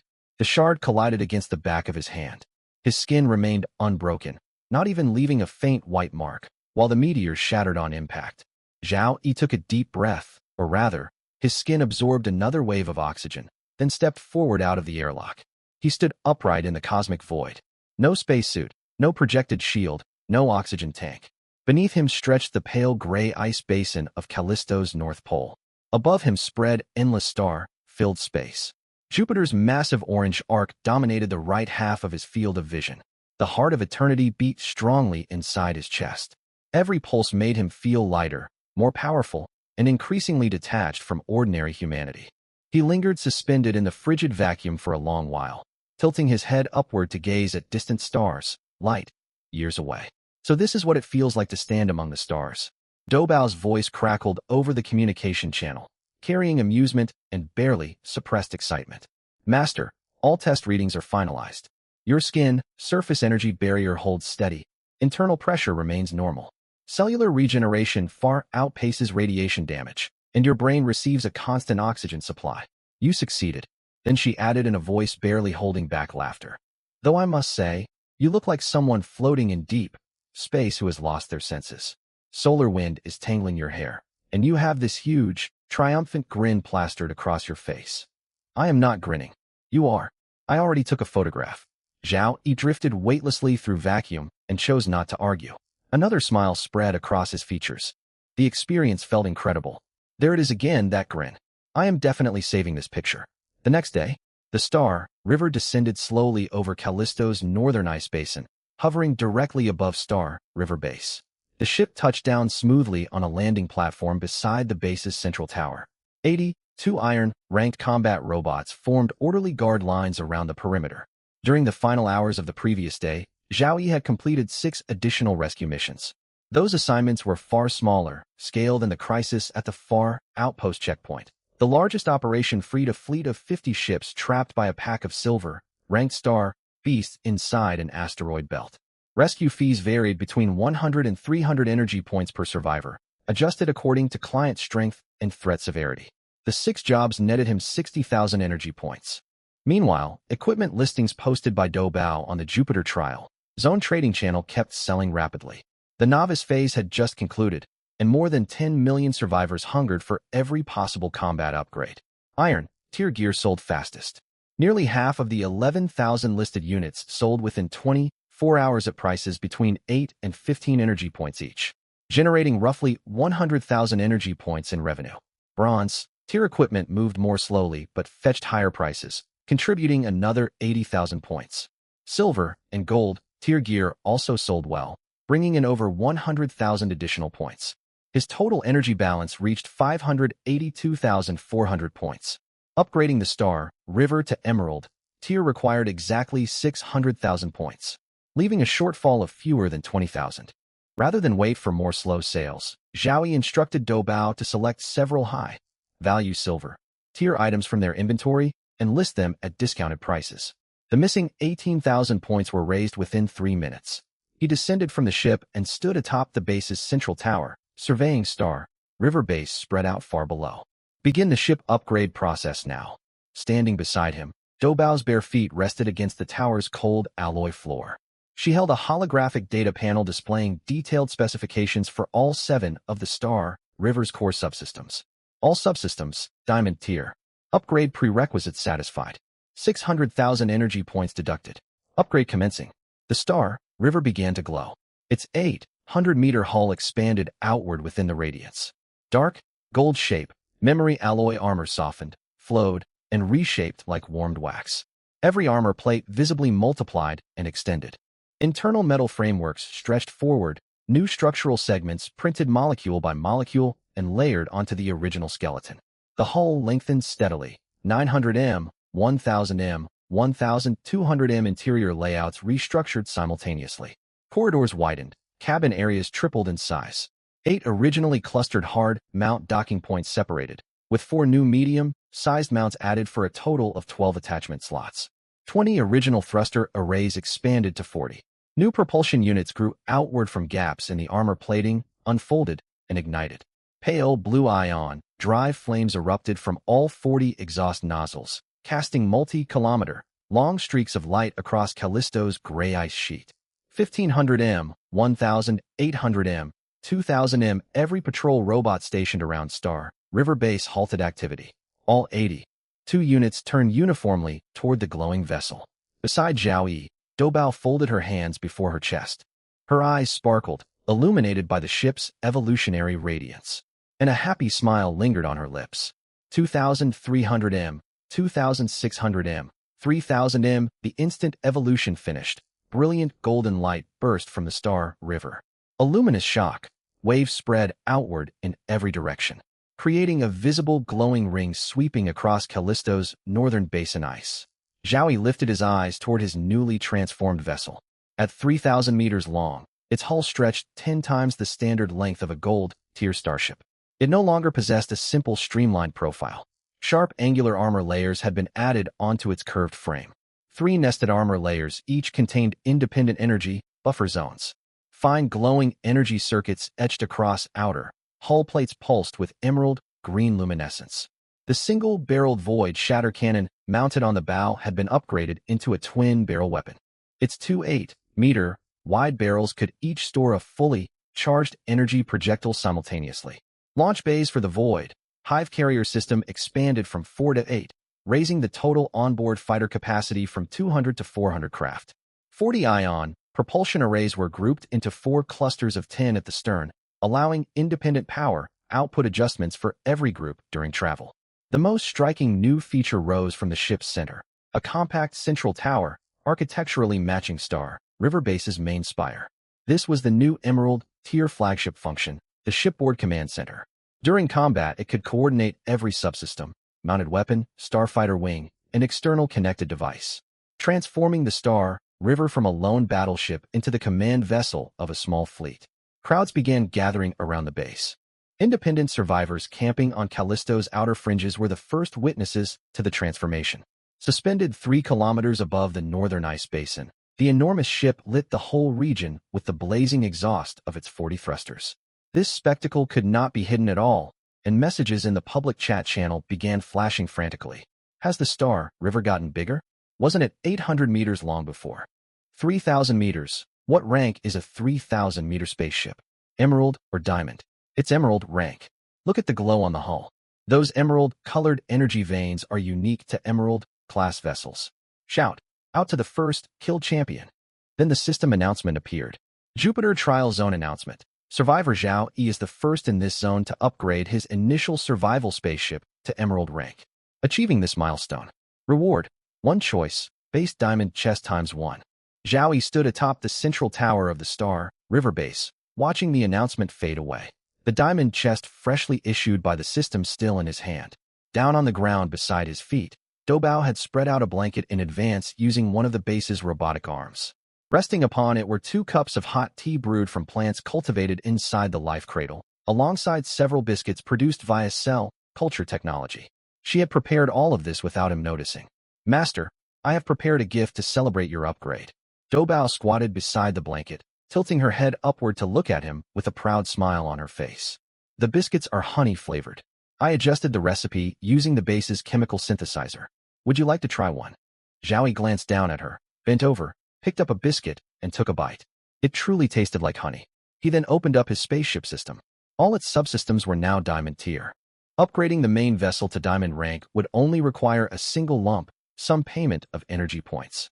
Even though he had braced himself, Zhao Yi was still taken aback. Upgrading the spaceship to Diamond rank would cost a full 15 million energy points.